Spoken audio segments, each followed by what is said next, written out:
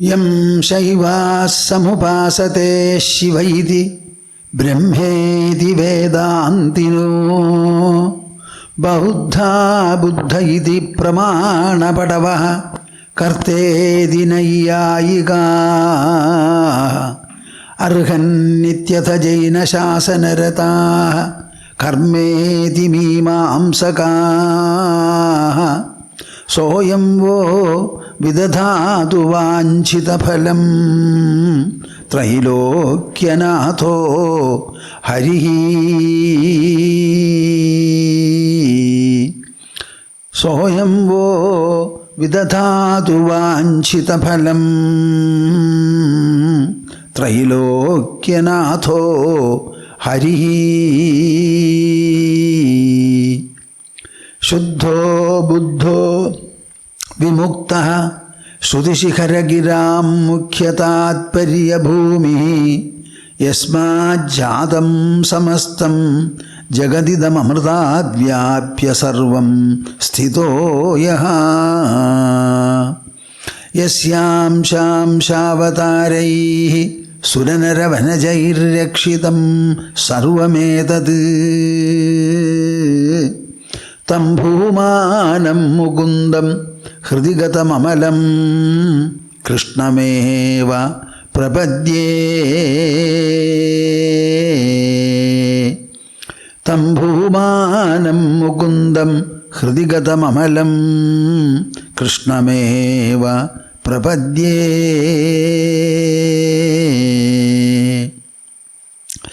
മദീയ ഹൃദയാകാശേ സദാനന്ദമയോ ഗുരുഃ ഉദേതു സതതം സമ്യക് സ്വാത്മാനന്ദ പ്രബോധകഃ. ഹരി ഹരി ഹരി ഓം തസ്. ജയ ഗുരു, ജയ ഗുരു. എല്ലാവരും കൈകോർത്ത് മടിയിൽ വയ്ക്കൂ. വിഷമിക്കാതെ നിവർന്നിരിക്കൂ. കണ്ണടച്ച്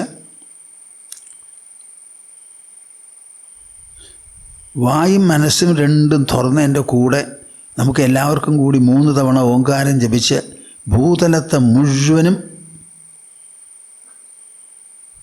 അനുഗ്രഹിക്കണം. ഈ ഓങ്കാര ശബ്ദം കൊണ്ട്, കൂട്ടധ്വനി കൊണ്ട്. ഓ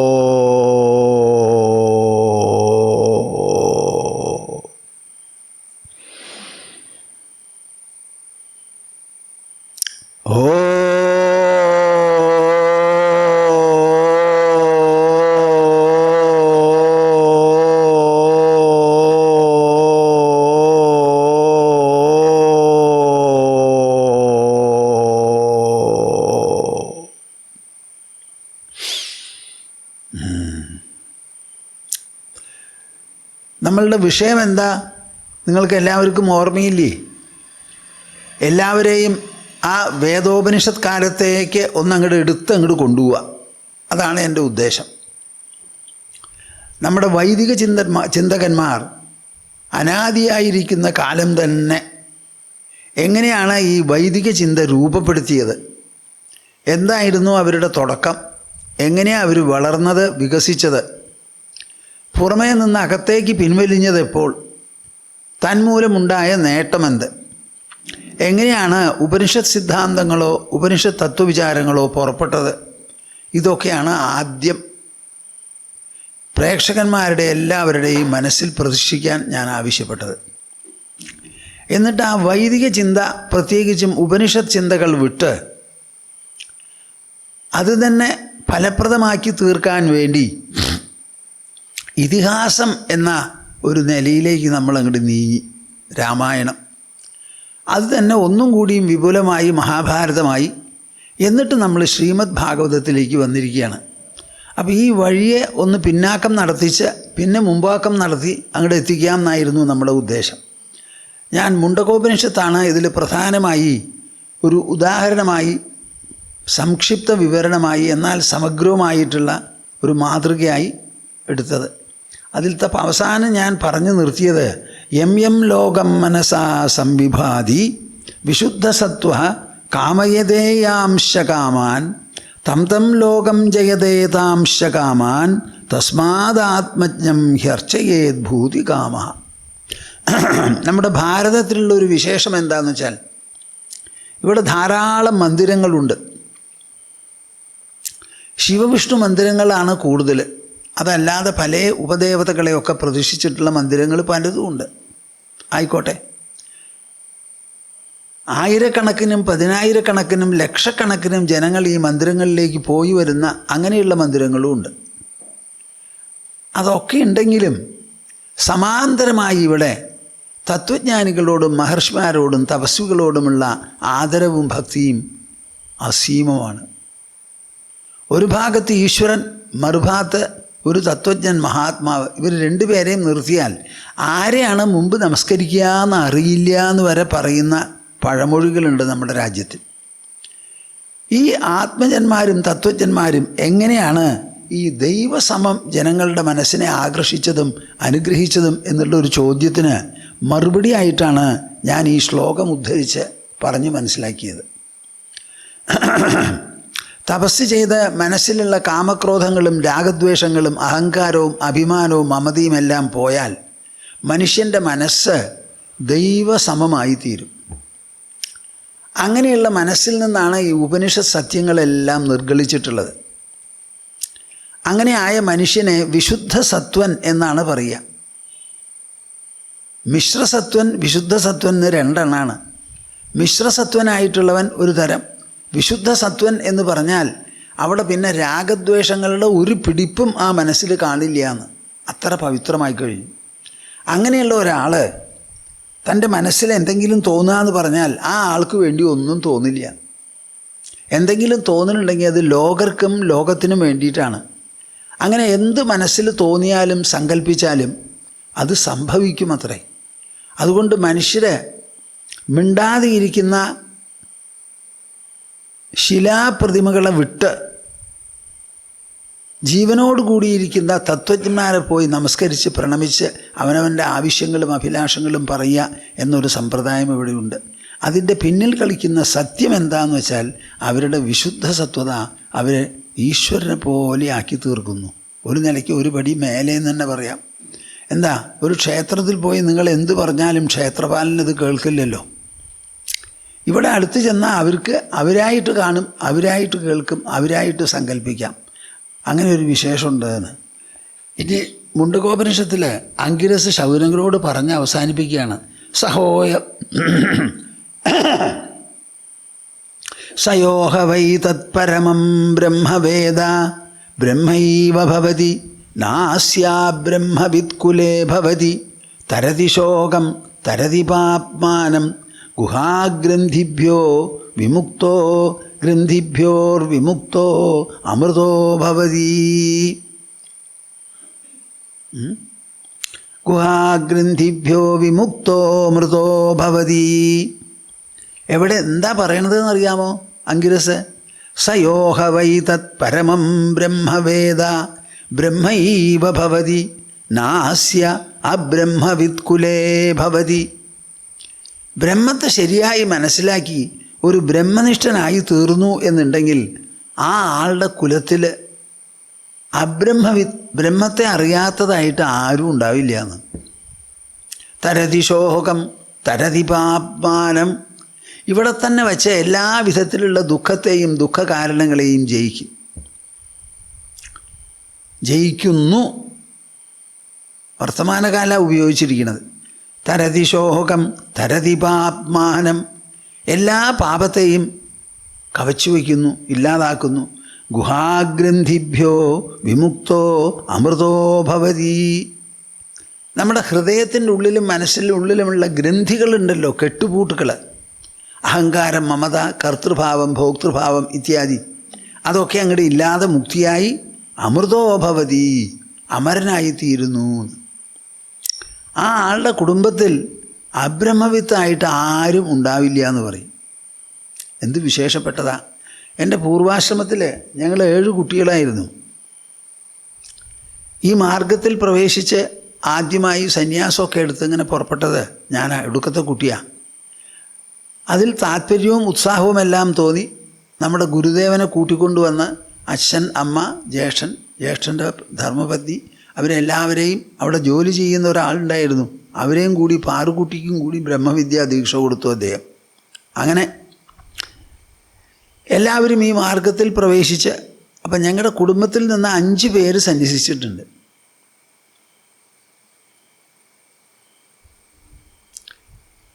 അപ്പോൾ ഈ പറയണത് വെറുതെ ആണെന്ന് ആരും വിചാരിക്കരുത്. ആ ആളുടെ കുലത്തിൽ തന്നെ ആരും അബ്രഹ്മവിത്തായിട്ടുണ്ടാവില്ല എന്ന് മുണ്ടകോപനിഷത്തിൻ്റെ ആ പ്രസ്താവന മുഴുവനായി. ഈ ഉപനിഷത്തുക്കളെല്ലാം കൂടി 108 ഉണ്ടെന്ന് പറഞ്ഞു. അതിൽ 11 പ്രധാനം. ഈശകേന കഠപ്രശ്ന മുണ്ട മാണ്ഡൂക്യതിത്തിരി ഐതരേയം ച ഛാന്തോഗ്യം ബൃഹദാരണ്യകം ദശ, ഇങ്ങനെ 10. പിന്നെ ശ്വേതാശ്വതരോപനിഷത്ത് 11. അതിൽ ഞാൻ ഈശാവാസ്യത്തിൽ നിന്ന് ഒരു ശ്ലോകം ഉദ്ധരിച്ച് പറയുണ്ടായി. കേനോപനിഷത്തിനെ പറ്റിയും പറഞ്ഞു, മുണ്ടകോപനിഷത്തിനെ പറ്റിയും പറഞ്ഞു. ഇനി എനിക്ക് പറയാൻ ഒരു ചെറിയ ഭാഗമുള്ളത് ബൃഹദാരണ്യകോപനിഷത്താണ്. അത് കുറേ വലിയ ഉപനിഷത്താണ്, പ്രോസിലാണ് കൂടുതലും. സാധാരണ ഈ ഉപനിഷത്തിൽ തത്വവിചാരം എങ്ങനെ പുറപ്പെട്ടു, എങ്ങനെ വളർന്നു, എങ്ങനെയാണത് പരിസമാപിച്ചത് എന്നൊക്കെയാണ് ഇവിടെ പറഞ്ഞത്. ഇതിൽ മാനുഷവശങ്ങളില്ലേ എന്ന് ചോദിച്ചാൽ ഉണ്ട്. എന്താ ഈ മാനുഷവശം? ശൗനകൻ ഒരു ഗൃഹസ്ഥനായിരുന്നു. പോയത് അങ്കിരസിൻ്റെ അടുക്കലാണ്. അദ്ദേഹവും ഒരു തപസ്വി, 2 പേരും മനുഷ്യരാണ്. അപ്പോൾ ഒരാൾ പൃച്ഛകനായി ചെന്നു, പിന്നെ ഒരാളോ പ്രവക്താവായി മറുപടിയും പറഞ്ഞു. അങ്ങനെയാണ് അവർ തമ്മിലുള്ള ചോദ്യോത്തരവും മറുപടിയും. കൃഷ്ണൻ അർജുനനോട് സംസാരിച്ചതുപോലെ, വസിഷ്ഠൻ ശ്രീരാമനോട് പറഞ്ഞതുപോലെ. ഇങ്ങനെ ആചാര്യൻ ശിഷ്യനോട് പറയുന്നത് മാത്രമാണോ, അതോ ഈ ബ്രഹ്മവിദ്യയ്ക്ക് അത് വിട്ടും ചില പ്രസക്തി ഉണ്ടോ എന്ന് ചോദിച്ചാൽ ഉണ്ട് എന്ന് പറയുന്ന ഒരു സംഭവമാണ് ഞാൻ ഇനി പറയാൻ പോകുന്നത്. അഥഹ യാജ്ഞവൽക്യസ്യ 2 ഭാര്യേ ബഭൂവതുഃ മൈത്രേയീ ച കാത്യായനീ ച. യാജ്ഞവൽക്യൻ വളരെ പ്രസിദ്ധനാണ് ബ്രഹ്മജ്ഞാനികളിൽ വെച്ച്. ജനകമഹാരാജാവും യാജ്ഞവൽക്യനും പഴയ കാലത്ത് പല ബ്രഹ്മസദസ്സും വിളിച്ചു കൂട്ടും. എന്നിട്ട് അതിന് ധാരാളം സമ്മാനം എന്നൊക്കെ പറയും. 100 പശുക്കൾ, 500 പശുക്കൾ എന്നൊക്കെ പറയും. അപ്പോൾ എവിടെയെങ്കിലും പോയാൽ യാജ്ഞവൽക്യനാണ് എല്ലാ സമ്മാനങ്ങളും നേടിയെടുക്കാറുള്ളത്. അത്ര പ്രസിദ്ധനാ. ജനകമഹാരാജാവും അതുപോലെ വലിയ ഒരു ജ്ഞാനിയായിരുന്നു. യാജ്ഞവൽക്യൻ ബ്രാഹ്മണൻ, ജനകൻ മഹാരാജാവ്, ഈ വ്യത്യാസമേ ഉള്ളൂ. അപ്പോൾ ആ യാജ്ഞവൽക്യന് 2 ഭാര്യമാരായിരുന്നു. ഒരാൾക്ക് പേര് മൈത്രേയി. ആ മൈത്രേയി ബ്രഹ്മവാദിനി ആയിരുന്നു അത്രേ. ബ്രഹ്മകാര്യത്തിൽ താല്പര്യമുണ്ട്. കുറേയൊക്കെ ബ്രഹ്മജ്ഞാനം എന്ന് കേൾക്കുക, അതിൽ താല്പര്യം. അവരുടെ ഭർത്താവ് നല്ല ഒരു തത്വജ്ഞാനിയാണ്. കാത്യായനി സാധാരണ സ്ത്രീ സഹജമായ പ്രജ്ഞയും ബുദ്ധിയുമൊക്കെ അവർക്കുണ്ടായിരുന്നുള്ളൂ. ഒരു ദിവസം യാജ്ഞവൽക്യൻ മൈത്രേയിയോട് പറഞ്ഞു, ഞാൻ ഗൃഹസ്ഥാശ്രമം വിട്ട് മറ്റൊരിടത്തേക്ക് പോകുകയാണ്. ആ പോണ പോക്ക് എല്ലാം ഉപേക്ഷിച്ചാണ് പോകുന്നത്. സന്യാസം സ്വീകരിക്കുകയാണ്. നിനക്ക് കാത്യായനിയുമായുള്ള ബന്ധം അവസാനിപ്പിക്കാൻ ഞാൻ ഉദ്ദേശിക്കുന്നു എന്ന് പറഞ്ഞാൽ എന്താ അർത്ഥം? മൈത്രേയിക്ക് കാത്യായനി ആരാ? സപത്നിയാണ്.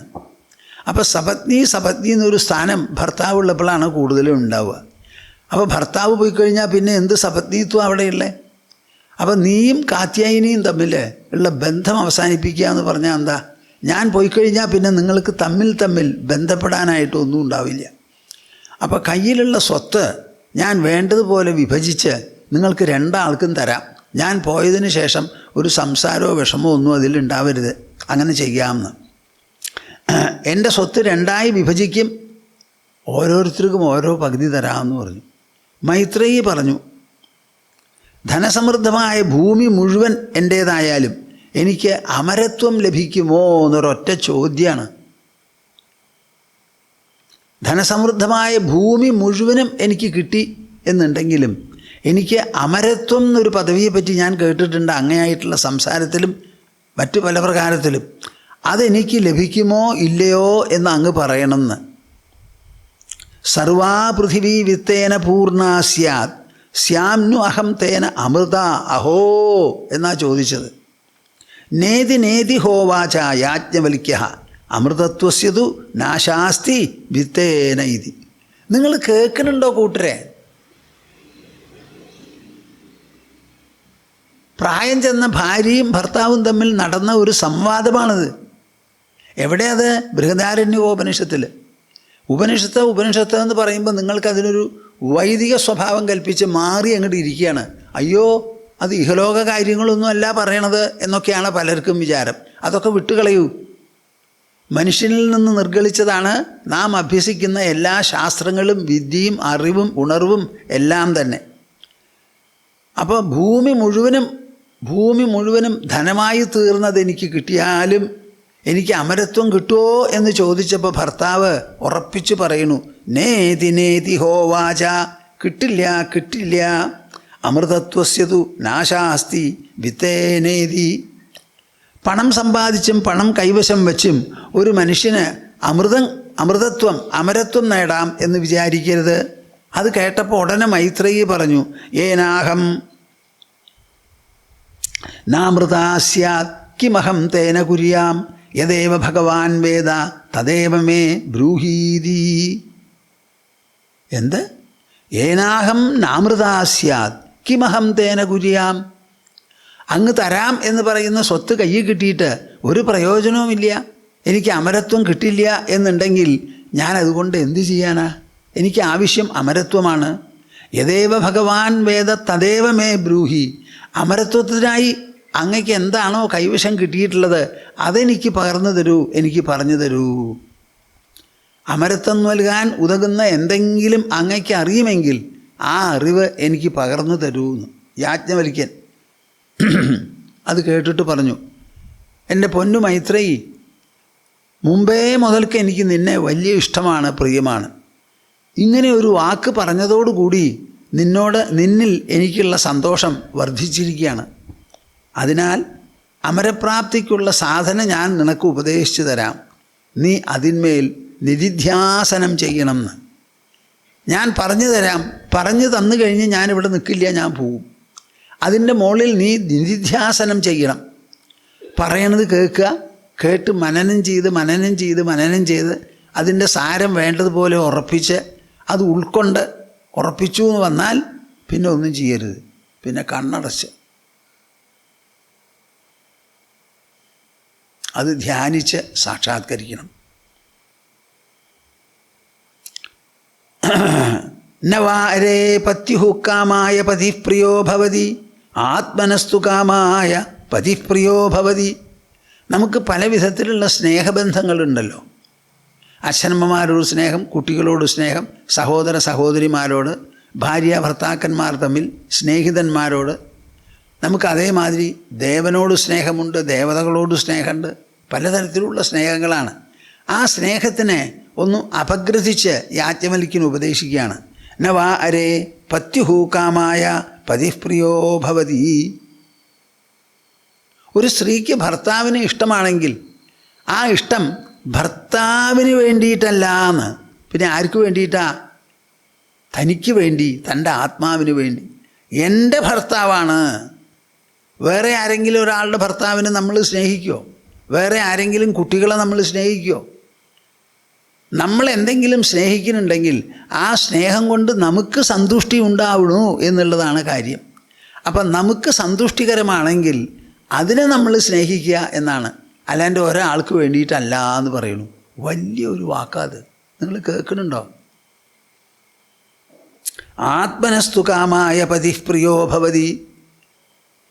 എൻ്റെ ഭർത്താവ് എനിക്ക് സന്തോഷമുണ്ടാക്കുന്നു. എൻ്റെ ഭർത്താവ് എന്ന് പറഞ്ഞ് ഞാൻ കാണുമ്പോൾ എൻ്റെ മനസ്സിനതിൽ കൗതുകവും തൃപ്തിയും സന്തോഷവുമുണ്ട്. വേറൊരാളുടെ ഭർത്താവിനെ നോക്കിയാൽ എനിക്കത് കിട്ടില്ല. എൻ്റെ കുട്ടിയെ നോക്കിയാൽ എനിക്ക് കിട്ടുന്നു. രണ്ട് കുട്ടികൾ ഒരുപോലെയുണ്ട്. ആ ഒരുപോലെ രണ്ട് കുട്ടികളും നമ്മുടെ മനസ്സിൽ സന്തോഷം ജനിപ്പിക്കില്ല. എൻ്റെ കുട്ടി എനിക്ക് സന്തോഷം ജനിപ്പിക്കുന്നു എന്ന് പറയുമ്പോഴാണ് ആ സ്നേഹം വരണത്. നവാ അരേ ജായായൈ കാമായ ജായ പ്രിയാ ഭവതി. അതുപോലെ തന്നെ ഭാര്യയെ ഒരാൾ ഇഷ്ടപ്പെടുന്നുണ്ടെങ്കിൽ അത് ഭാര്യയ്ക്ക് വേണ്ടിയിട്ടല്ല എന്ന്. എൻ്റെ ഭാര്യ എന്നെ സന്തോഷിപ്പിക്കുന്നവൾ, എന്നെ ശുശ്രൂഷിക്കുന്നു, എനിക്ക് അഹിതം പറയുന്നില്ല, അവളെ കണ്ടാൽ എനിക്ക് സന്തോഷമാണ്. അങ്ങനെ ആ ആത്മസന്തോഷത്തെ മുൻനിർത്തി പ്രവർത്തിക്കുന്നതാണ്. അതുപോലെ പുത്രൻ, ധനം, പശു, ലോകങ്ങൾ, ദേവന്മാർ, വേദങ്ങൾ, ഭൂതങ്ങൾ എല്ലാം തന്നെ തന്നെ ചൊല്ലിയുള്ള പ്രിയമാണ് എന്ത് കാര്യത്തിലും മനുഷ്യനുള്ളത്. നവാ അരേ ബ്രഹ്മണകാമായ ബ്രഹ്മ പ്രിയം ഭവതി ആത്മനസ്തു കാമായ ബ്രഹ്മപ്രിയം ഭവതി. ബ്രഹ്മജ്ഞാനം, ബ്രഹ്മം എന്ന് പറഞ്ഞ് ബ്രഹ്മത്തെ ഇഷ്ടപ്പെടുന്നുണ്ടല്ലോ നമ്മൾ. എന്താ കാരണം? ആ ബ്രഹ്മചിന്ത കൊണ്ട് നമുക്ക് സന്തോഷമുണ്ട്, ബ്രഹ്മപ്രാപ്തി കൊണ്ട് നമുക്ക് സാഫല്യമുണ്ട്. തനിക്ക് നമുക്കല്ല. നവാരേ സർവസ്യ കാമായ സർവം പ്രിയം ഭവതി. മൈത്രേയി, എല്ലാം തന്നെ നമുക്ക് ഇഷ്ടമാകുന്നത് തനിക്ക് സന്തോഷമുണ്ടാക്കുമ്പോഴാണ്. അപ്പോൾ തൻ്റെ സന്തോഷമാണ് അവിടെ പ്രമാണം. തനിക്ക് തന്നോടുള്ള പ്രിയമാണ് മറ്റുള്ള വസ്തുക്കൾ പ്രിയങ്കരമായി തോന്നുന്നത്. ആത്മനി ഖൽവരേ ദൃഷ്ടേ ശ്രുതേ മതേ വിജ്ഞാതേ ഇതം സർവം വിദിതം. ആത്മാവാ അരേ ദ്രഷ്ടവ്യ ശ്രോതവ്യ മന്തവ്യ നിദിധ്യാസിതവ്യ മൈത്രേയി. എന്തിനെ ചൊല്ലിയാണോ എല്ലാം ഇവിടെ ഇഷ്ടപ്പെട്ടതായിട്ട് തോന്നുന്നത്, ആ ആത്മാ അതായിരിക്കണം നിൻ്റെ മനസ്സിൽ. അതിനെക്കുറിച്ച് വേണം ചിന്തിക്കാൻ, അതിനെക്കുറിച്ച് വേണം അനുസന്ധാനം ചെയ്യാൻ, അതിനെക്കുറിച്ച് വേണം മനനം ചെയ്യാൻ.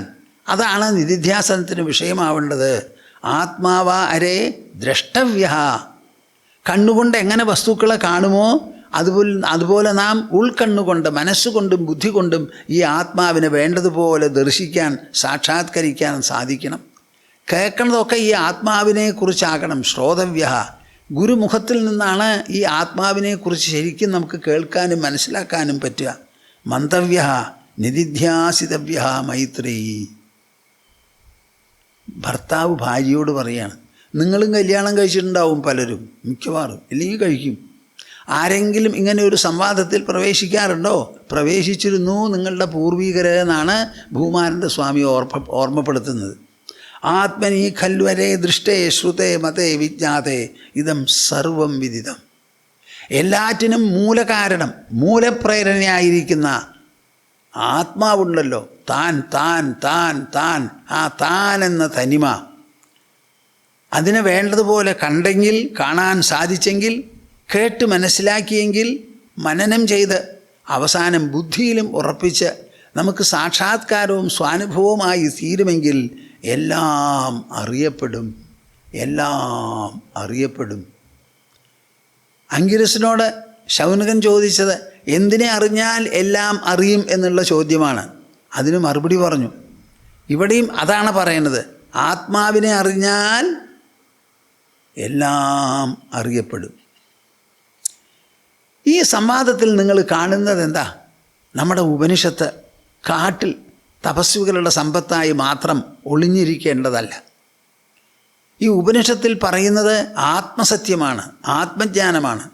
ആ ആത്മജ്ഞാനം സന്തുഷ്ടികരമാണ്, സാഫല്യപ്രദമാണ്, ജീവനെ പൂരിപ്പിക്കുന്നതാണ് ജീവിതത്തെ. അത് കുടുംബക്കാർക്കും കുടുംബത്തിലുള്ളവർക്കും ഭാര്യയ്ക്കും ഭർത്താവിനും കുട്ടികൾക്കും അച്ഛനും അമ്മയ്ക്കും സഹോദരങ്ങൾക്കും എല്ലാവർക്കും അതിനെക്കുറിച്ച് കാണാനും കേൾക്കാനും ചിന്തിക്കാനും സാക്ഷാത്കരിക്കാനുമുള്ള അവസരമുണ്ട്, ചെയ്യേണ്ടതാണ്. അതാണ് ജീവിതത്തെ സാർത്ഥകമാക്കി തീർക്കുക, സഫലമാക്കി തീർക്കുക. ഉപനിഷത്തിലെ മാനുഷവശം തർപ്പിച്ച് പറയുന്നതാണ് ഇവിടെ പറഞ്ഞത്. ഇനി വേറെ ഒന്ന് ചെറിയ ഒരു വിഷയം പറഞ്ഞ് മനസ്സിലാക്കിയിട്ട് ഞാൻ അങ്ങോട്ട് മേപ്പെട്ട് പോവാം. മനഃശുദ്ധിയാണ് എന്തിനും പ്രമാണം. നമ്മുടെ മലയാളത്തിലൊരു പഴമൊഴിയുണ്ട്, ഉദ്ദേശശുദ്ധിക്കൊരു മാപ്പു നൽകുക എന്നിങ്ങനെ പറയാറുണ്ട്. ഉദ്ദേശശുദ്ധി എന്നൊന്ന് വേണം മനുഷ്യന്. എന്ത് ചെയ്യുകയാണെങ്കിലും പറയുകയാണെങ്കിലും നമ്മൾ ശുദ്ധമായ ഒരു മനസ്സോടുകൂടി വേണം ചെയ്യാൻ. ആരുടെ കയ്യിൽ എന്തുണ്ട് എന്നല്ല നമ്മുടെ ചോദ്യം, ആ ആള് എങ്ങനെയുള്ളവനാന്നുള്ളതാണ് ചോദ്യം. ഇംഗ്ലീഷിൽ പറയുകയാണെങ്കിൽ a man is not judge by what he has, he is always judged by what he is. നിങ്ങൾ എത്ര നല്ലവനാണ്, മൂല്യവാനാണ്, പരസ്നേഹമുണ്ടോ, പരോപകാര താല്പര്യമുണ്ടോ, മറ്റുള്ളവർ നന്നായി കാണാൻ ഇച്ഛിക്കുന്നുവോ, അതോ സ്വാർത്ഥംപരൻ, അങ്ങനെ സ്വാർത്ഥംപരികളാണോ നിങ്ങൾ? ഇത് വളരെ പ്രധാനമാണ്. ഇടുങ്ങിയ മനസ്സോ വികസിത മനസ്സോ, ഇതൊക്കെയാണ് ചോദ്യം. നമുക്കിവിടെ ഒരു പ്രമാണമുള്ളത് എന്താ എന്ന് വെച്ചാൽ, ഗുണാ സർവത്ര പൂജ്യന്തേ പിതൃവംശോ നിരർത്ഥക വാസുദേവോ യഥാ തദ്വത് വസുദേവോ ന നമ്യതേ. എവിടെ ഗുണങ്ങളും മൂല്യങ്ങളുമുണ്ടോ അവിടെ ജനങ്ങളെല്ലാവരും വന്ന ആളെ വേണ്ടതുപോലെ മനസ്സിലാക്കി പൂജിച്ച് ആരാധിച്ച് അനുഗ്രഹം യാചിക്കും. ഗുണാ സർവത്ര പൂജ്യന്തേ, മനുഷ്യനിലുള്ള ഗുണമൂല്യങ്ങളാണ് ശരിയായ സമ്പത്ത്, അതുള്ളവരെയാണ് എല്ലാവരും ആരാധിക്കുക. പിതൃവംശോ നിരർത്ഥക, എൻ്റെ അച്ഛൻ നല്ലവനായിരുന്നു, മുത്തശ്ശൻ കേമന എന്ന് പറഞ്ഞ് ആ മുത്തശ്ശൻ്റെ പേരിൽ പേരക്കുട്ടികളെയോ പുത്രന്മാരെയോ ആരും നമസ്കരിക്കാറില്ല. ആവശ്യമില്ലതാനും പാടില്ലതാനും. അതിന് പ്രമാണമായിട്ട് പറയണത് എന്താ? വാസുദേവനും വസുദേവനും. വസുദേവൻ്റെ പുത്രനാണല്ലോ കൃഷ്ണൻ. കൃഷ്ണന് എന്തുമാത്രം ആരാധനയും ബഹുമാനവും പൂജയും സത്കാരവുമാണ് അന്നും ഇന്നും. എന്നാൽ അതുപോലെ ഒരു സത്കാരം വസുദേവന് കിട്ടുമോ? കിട്ടില്ല. അതാണ് നമ്മൾ മനസ്സിലാക്കേണ്ടത്. ഛാന്തോക്യ ഉപനിഷത്തിലുള്ള ഒരു ഭാഗമാണ് ഇനി പറയാൻ പോണത് ഞാൻ. ആ ഭാഗത്തിന് സത്യകാമജാപാലൻ എന്നാണ് പറയുക. സത്യകാമൻ ഒരു കുട്ടി, അവൻ്റെ പേരാണ്. ആ കുട്ടി അമ്മയോട് ചോദിച്ചു, എനിക്ക് ബ്രഹ്മചര്യം സ്വീകരിക്കണം, എൻ്റെ ഗോത്രം എന്താണെന്ന്. എനിക്ക് ബ്രഹ്മചര്യം വേണം എന്ന് വെച്ചാൽ ഉപനയനം. വേദകർമ്മങ്ങൾ ചെയ്യാനുള്ള അധികാരം ഉണ്ടാക്കി കൊടുക്കുന്നതാണ് ബ്രഹ്മോപദേശം. ഗായത്രി ഉപദേശിച്ച് പൂണൂലിട്ട് കൊടുക്കുക ജീവിതത്തിൽ വലിയ ഒരു സംഭവമാണത്. ഒരു 5, 6, 7, 8 വയസ്സായാലാണ് ഈ പൂണൂലിട്ട് കൊടുക്കുക. മന്ത്രങ്ങളൊക്കെ ശരിക്ക് ചൊല്ലാനും പഠിക്കാനും ഒക്കെ കഴിയണം. ഒരു കുട്ടിക്ക് 6 വയസ്സിൽ ഇത് ഉണ്ടായി 5-ലുണ്ടെങ്കിൽ അപ്പോഴും പൂണൂലിട്ട് കൊടുക്കാം. പൂണൂലിട്ട് കൊടുത്ത് ഗായത്രി ജപിക്കണം. 3 നേരം സന്ധ്യാവന്ദനം 2 ചെയ്യണം. അത് കഴിഞ്ഞാൽ അഗ്നിഹോത്രം ചെയ്യണം, വിവാഹം കഴിഞ്ഞാൽ. അങ്ങനെയാണ് ആ അധികാരം വരിക. അപ്പോൾ വൈദിക കർമ്മങ്ങൾ ചെയ്യാനുള്ള ഒരു അധികാരം എന്നുള്ള നിലയ്ക്കാണ് ബ്രഹ്മരന്ധ്രത്തോട് കൂടിയിട്ടുള്ള പൂണൂല് കൊടുക്കുന്നത്. അപ്പോൾ എനിക്ക് ആ ബ്രഹ്മചര്യം വേണം അമ്മേ, ഞാൻ അതിന് പോവാണ്, ആചാര്യനെ കണ്ട് മേടിക്കാൻ പോവാ. അപ്പോൾ അവിടെ ചെന്നാൽ എന്നോട് ചോദിക്കും എൻ്റെ ഗോത്രം എന്താണെന്ന്. അതമ്മ പറഞ്ഞു തരുമെന്ന്. അമ്മ പറഞ്ഞു, എൻ്റെ മോനെ എനിക്ക് നിൻ്റെ ഗോത്രം അറിയില്ല എന്ന്. കേൾക്കുന്നുണ്ടോ നിങ്ങൾ? ഒന്ന് മനസ്സിലാക്കിനപ്പാ. ഇതാണ് ഇന്ത്യ, ഭാരതം. ഇതാണ് നമ്മുടെ സംസ്കാരം. ഇതാണ് നമ്മുടെ നട്ടെല്ല്, നാരായ വേര്. ഒരു കുട്ടി അമ്മയോട് ചോദിക്കുക, നിങ്ങൾക്കും ഉണ്ടല്ലോ കുട്ടികളും, നിങ്ങളും അമ്മമാരാണ്. എപ്പോഴെങ്കിലും ഇങ്ങനെ ഒരു സംസാരം നടന്നിട്ടുണ്ടോ? നടന്നാൽ നിങ്ങൾ എന്തു പറയും? ഈ ഒളിവും മറവും കളവും ചതിയും പരദൂഷണവും നിറഞ്ഞിരിക്കുകയാണ് മനസ്സിലും വീട്ടിലും. ആ സംഭവങ്ങളൊക്കെ ഒന്ന് മാറ്റി എഴുതിനപ്പാ. നമ്മുടെ വേദോപനിഷത്തുകൾ അതിനെ ആഹ്വാനം ചെയ്യുകയാണ് എല്ലാവരെയും. എടോ മനുഷ്യ, ചുരുങ്ങിയത് തനിക്കൊരു തുറന്ന മനസ്സുണ്ടാവട്ടെപ്പാ. കളവും ചതിയും ഇല്ലാതെ ജീവിക്കൂ. മനസ്സാണ് സമ്പത്ത്, ബുദ്ധിയാണ് സമ്പത്ത്. എല്ലാം നേടിയെടുക്കുന്നത് ഉള്ളുകൊണ്ടാണ്, പുറം കൊണ്ടല്ല. ഈ പുറത്തിന് ഒരു തുരുമ്പിൻ്റെ വിലയില്ലപ്പാ. നമ്മുടെ അനുഭവങ്ങൾ മുഴുവൻ നമ്മുടെ മനസ്സിലാണ്. നിങ്ങൾക്കൊരു ശരീരമില്ല, ഉണ്ട് എന്നുള്ള തോന്നലേ ഉള്ളൂ. ആ തോന്നൽ രചിക്കുന്നത് ശരീരമല്ല, മനസ്സാണ്.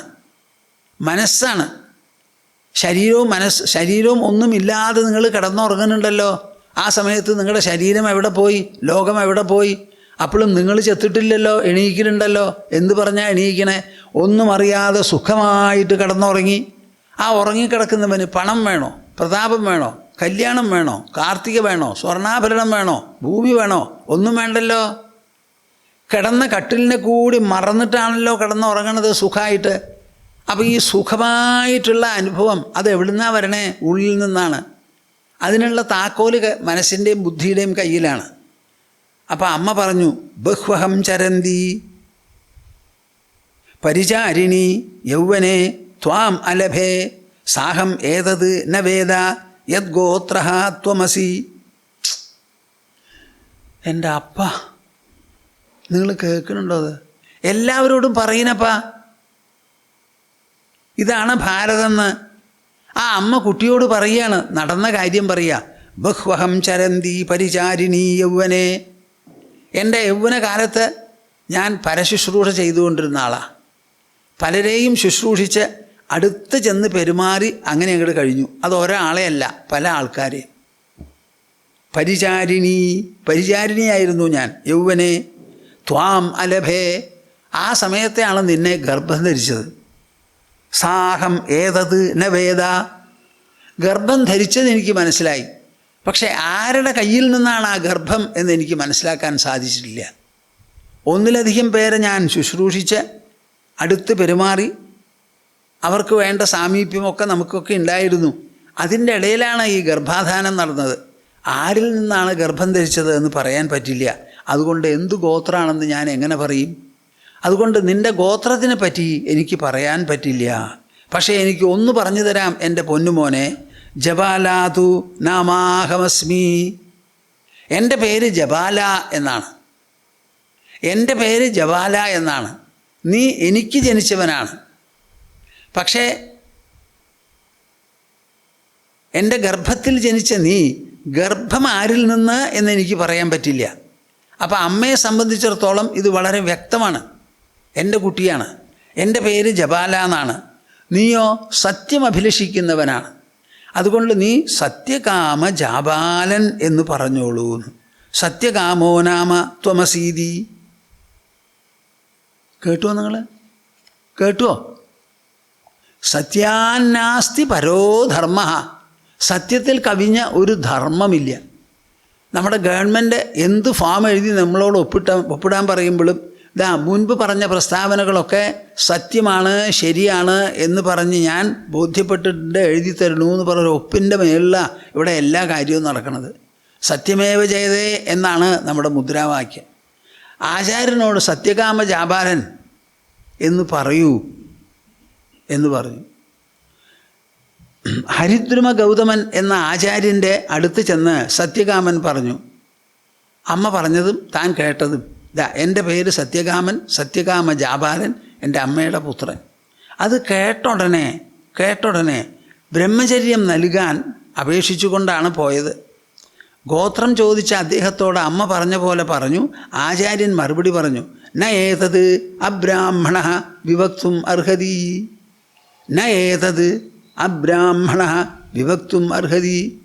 ഇങ്ങനെ തുറന്ന് സത്യം പറയുന്ന ഒരു സ്വഭാവം ഒരു ചെറിയ കുട്ടിക്ക്. അമ്മയോട് ചോദിച്ചു, അമ്മ പറഞ്ഞു. അമ്മ പറഞ്ഞതോ അമ്മയും ഒളിച്ചു വയ്ക്കാതെ ഉള്ള കാര്യമാണ് പറഞ്ഞത്. കുട്ടിക്ക് മനസ്സിലായില്ലെങ്കിലും കേട്ടവർക്ക് മനസ്സിലാവും, ആചാര്യന് മനസ്സിലാവും അമ്മ പറഞ്ഞതിൻ്റെ അർത്ഥം. അപ്പോൾ അമ്മ ഇങ്ങനെ പറയാനും കുട്ടി അത് ഏറ്റു പറയാനും അതിൻ്റെ പേരിൽ ബ്രഹ്മചര്യം ആവശ്യപ്പെട്ട് ഒരു വിഷമവുമില്ലാതെ എൻ്റെ മുൻപിൽ വന്ന് തുറന്ന മനസ്സോടു കൂടി നിൽക്കലും ഇതെല്ലാം കൂടി നോക്കുമ്പോൾ എനിക്ക് പറയാൻ സാധിക്കും, ഇത് അബ്രാഹ്മണനായ ഒരാൾക്ക് ഇങ്ങനെ പറയാൻ പറ്റില്ല. നല്ല സത്വശുദ്ധിയും മനസ്സിന് പവിത്രതയും ഉണ്ടെങ്കിലേ ഇങ്ങനെ പറയാൻ പറ്റുള്ളൂ. അതുകൊണ്ട് ഈ ആൾക്ക് ബ്രഹ്മചര്യം കൊടുക്കണമെന്ന്. സമിധം സൗമ്യ ആഹരോപ. നീ ചമത കൊണ്ടുവരൂ. ത്വാ നേഷ്യേ ന സത്യാതക ഇതി. നീ സത്യത്തിൽ നിന്ന് സ്വല്പമെങ്കിലും വ്യതിചലിച്ചില്ല. അങ്ങനെ വ്യതിചലിക്കാത്ത നിന്നെ ഞാൻ ഉപനയനം തന്ന് വേണ്ടതുപോലെ ബ്രഹ്മചര്യ ദീക്ഷ തരാം എന്ന് പറഞ്ഞു. നമ്മുടെ സംസ്കാരം നിങ്ങൾ വിചാരിക്കും പല വിധത്തിലുള്ള ആചാരങ്ങളും അനുഷ്ഠാനങ്ങളും ഇവിടെയുണ്ട്. യമം നിയമം എന്ന് രണ്ടാ. നിയമത്തിൽപ്പെട്ടതാണ് ഇത് മുഴുവനും, ആലഭാരങ്ങളും കാണാനുള്ളതും. യമം എന്ന് പറയുന്നത് മനസ്സിനെയും ബുദ്ധിയെയും സംബന്ധിക്കുന്നതാണ്. അതിൽ സത്യമാണ് ആദ്യം. ആ സത്യത്തിൽ അധിഷ്ഠിതമാണ് നമ്മുടെ സംസ്കാരം. സത്യത്തിൽ മാത്രമല്ല, യുക്തിയിലും. എന്താണ് സത്യം എന്താണ് അസത്യം എന്ന് കണ്ടുപിടിക്കാൻ നമ്മൾ ഉപയോഗിക്കുന്നത് യുക്തിയാണ്, ബുദ്ധിയുടെ ഗുണമാണത്. അപ്പോൾ സത്യത്തിലും യുക്തിയിലും അധിഷ്ഠിതമാണ് നമ്മുടെ ആചാരാനുഷ്ഠാനങ്ങളും നമ്മുടെ ധർമ്മമൊക്കെ. ഈ രണ്ടെണ്ണത്തിനാണ് നമ്മുടെ ചിന്താഗതിയിലും അനുഷ്ഠാനത്തിലും മുൻഗണന നൽകുന്നത്. ഇന്നും ഇതാകണം സത്യം, അത് കഴിഞ്ഞാൽ യുക്തി. ക്ഷേത്രകാര്യങ്ങളിലായാലും നിക്ഷേപങ്ങളെക്കുറിച്ചായാലും സത്യവും യുക്തിയും തന്നെ വേണം നമ്മെ നയിക്കാൻ. നോക്കൂ, ഒരു നിക്ഷേപമുണ്ടെന്ന് നോക്കിയാൽ അത് വീട്ടിലായാലും ഗൃഹത്തിലായാലും എവിടെയായാലും നിക്ഷേപം എന്ന് പറയുന്നത് ആരാ നിക്ഷേപിക്കുക? കയ്യിലുള്ളവർ ആവശ്യം കഴിഞ്ഞ് മിച്ചം വരുമ്പോഴാണ് ആ മിച്ചമുള്ള ധനം നിക്ഷേപിക്കുന്നത്. നിങ്ങൾ ബാങ്കിൽ പണം കൊടുക്കണത് എപ്പോഴാണ്? ചിലവിനുള്ള പണമുണ്ട്, കൂടുതൽ കാശുണ്ട്, ഇവിടെ വയ്ക്കണ്ട എന്ന് പറഞ്ഞിട്ടാണ് ബാങ്കിൽ നിക്ഷേപിക്കുന്നത്. അപ്പോൾ എല്ലാ നിക്ഷേപങ്ങളും അത് വച്ചവരുടെ കയ്യിൽ ധാരാളം ഉണ്ടായിരുന്നു, ആവശ്യത്തിലധികം, അപ്പോൾ പിൻഗാമികൾ ഉപയോഗിച്ചോട്ടെ എന്ന് പറഞ്ഞ് നിക്ഷേപം വയ്ക്കുന്നതാണ്. നിക്ഷേപം വെറുതെ അവിടെ ഇരുത്താനുള്ളതല്ല, അതെന്താണെന്ന് തുറന്നു നോക്കി അത് ഉപയോഗിക്കാനാണ്. എന്ത് നിക്ഷേപം ഇതല്ല എന്ന് പറയാൻ അമ്മിഞ്ഞ കുടിച്ച ഒരു കുട്ടി പോലും എൻ്റെ മുൻപിൽ വരുമോ? ഒരു ക്ഷേത്രത്തിൽ നിക്ഷേപങ്ങൾ ഉണ്ടെന്ന് വയ്ക്കാൽ ആ നിക്ഷേപങ്ങൾ കൊണ്ട് ക്ഷേത്രപാലിന് എന്ത് കിട്ടാനാ? ക്ഷേത്രപാലിന് ചൈതന്യമുണ്ടാവുന്നത് അനുഗ്രഹശക്തി ഉണ്ടാകുന്നത് തന്ത്രിമാരുടെ മന്ത്രവും തന്ത്രവും കൊണ്ടാണ്. പ്രതിഷ്ഠിക്കാൻ ശില്പി ഉണ്ടാക്കിയ വിഗ്രഹം നിർജീവമായിട്ടാണ് വരുന്നത്. കാലുകൊണ്ട് ചവിട്ടിപ്പിടിച്ച് ഉളി വച്ച് അടിച്ചടിച്ചാണ് അതിനെ ഷേപ്പ് ചെയ്തിരിക്കുന്നത്, ആകൃതി ഉണ്ടാക്കി കൊടുത്തിരിക്കുന്നത്. അതിന് ജലാധിവാസം, ദ്രവ്യാധിവാസം, അത് ഇതൊക്കെ നടത്തി മന്ത്രങ്ങൾ ജപിച്ച് തന്ത്രിയുടെ മനസ്സിൽ നിന്ന് പ്രാണശക്തിയും ജീവശക്തിയും എല്ലാം അവരോധിച്ച് അതിനെ ഒരു ദൈവമാക്കി തീർക്കുന്നു, അനുഗ്രഹിക്കാൻ പറ്റിയിട്ടുള്ള ഒരു കേന്ദ്രമാക്കി.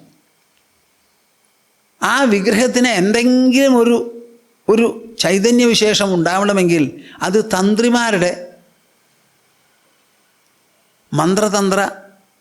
മന്ത്രതന്ത്ര പ്രയോഗം കൊണ്ടേ വരുള്ളൂ. ആരെങ്കിലും അവിടെ എന്തെങ്കിലും വഴിപാട് കഴിച്ചാൽ ആ വഴിപാടിൻ്റെ ഉദ്ദേശം കൊടുക്കുന്നവന് 1 കൊടുത്ത് 10 മേടിക്കുന്നതാണ്. അപ്പോൾ വാസ്തവത്തിൽ ഈ വഴിപാട് തന്നവരെ അനുഗ്രഹിക്കുമ്പോൾ ദേവന് തൻ്റെ കയ്യിലുള്ള അനുഗ്രഹ സ്റ്റോക്ക് ഉണ്ടല്ലോ, സേവിങ്സ് ബാങ്ക് അക്കൗണ്ട് പോലെ, അത് എടുത്ത് പോവുക. അതാണ് 12 കൊല്ലം കഴിഞ്ഞാൽ ഒരു നവീകരണം നടത്തണം എന്ന് പറയുന്നത്. ആ നവീകരണത്തിലുള്ള ചടങ്ങുകൾ മുഴുവനും ആ ദേവന് ചൈതന്യവർദ്ധനയും അനുഗ്രഹശക്തിയും ഉണ്ടാവാനാണ്. അപ്പോൾ ആ ബിംബത്തിന് ചൈതന്യവും അനുഗ്രഹശക്തിയും ഉണ്ടാക്കി കൊടുക്കുന്നത് തന്ത്രകർമ്മങ്ങളാണെന്ന് നിങ്ങൾ സമ്മതിക്കണം, മനസ്സിലാക്കണം.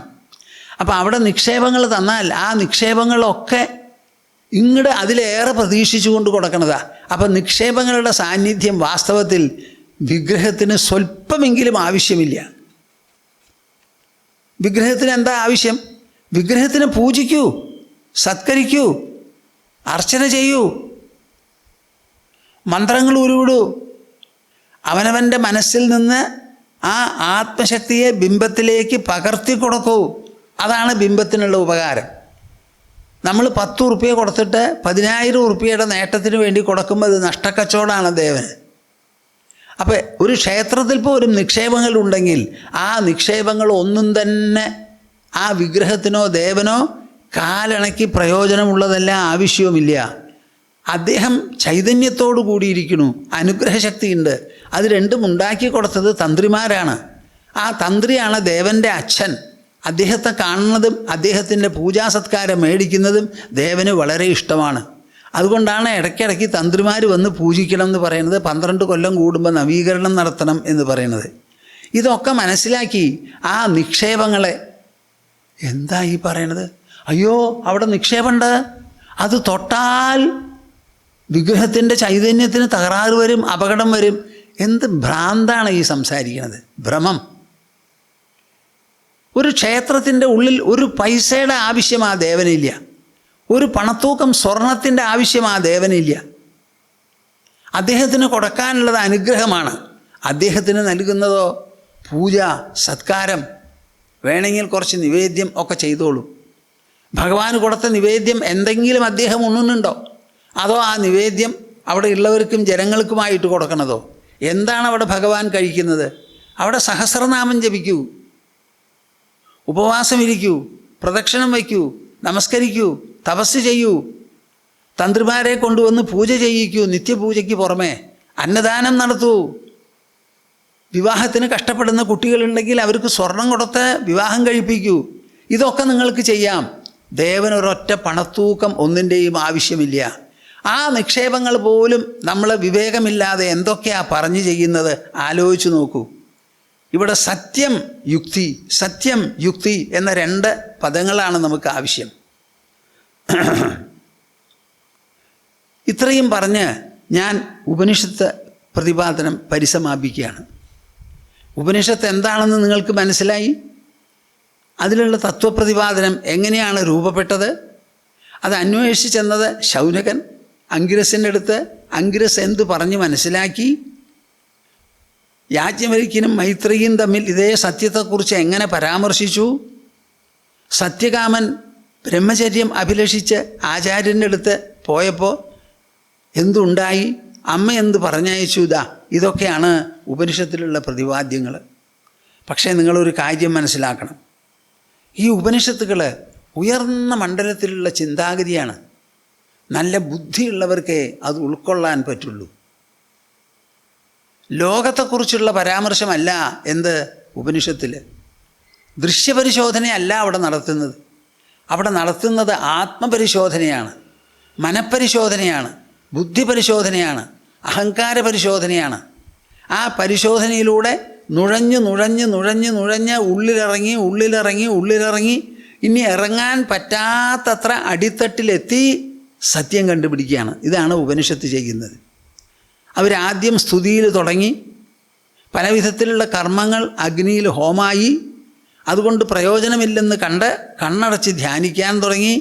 ആ ധ്യാനത്തിൽ ഉരുത്തിരിഞ്ഞ സത്യങ്ങളാണ് അവരവസാനം പുകഴ്ത്തി പറഞ്ഞ് പ്രതിപാദിച്ച് സമാപിപ്പിച്ചത്. സാധാരണ അത് എല്ലാവർക്കും കൈകാര്യം ചെയ്യാൻ പെട്ടെന്ന് സാധിച്ചു എന്ന് വരില്ല. ഞാൻ എപ്പോഴും പറയും, ഉപനിഷത്തുകൾ ബുദ്ധിയുടെ ഗവേഷണ ഫലമാണ്. അവിടെ 3 തരം ചിന്താഗതികൾ കാണാം. ഒന്ന് റിലീജിയസ്, മതപരം, പിന്നെ ഒന്ന് സ്പിരിച്വൽ, അധ്യാത്മം, മൂന്നാമത്തതോ ദാർശനികം, philosophical. What is the ultimate reality? നാം കാണുന്ന ലോകത്തിലെ അന്തിമ സത്യമെന്ത്?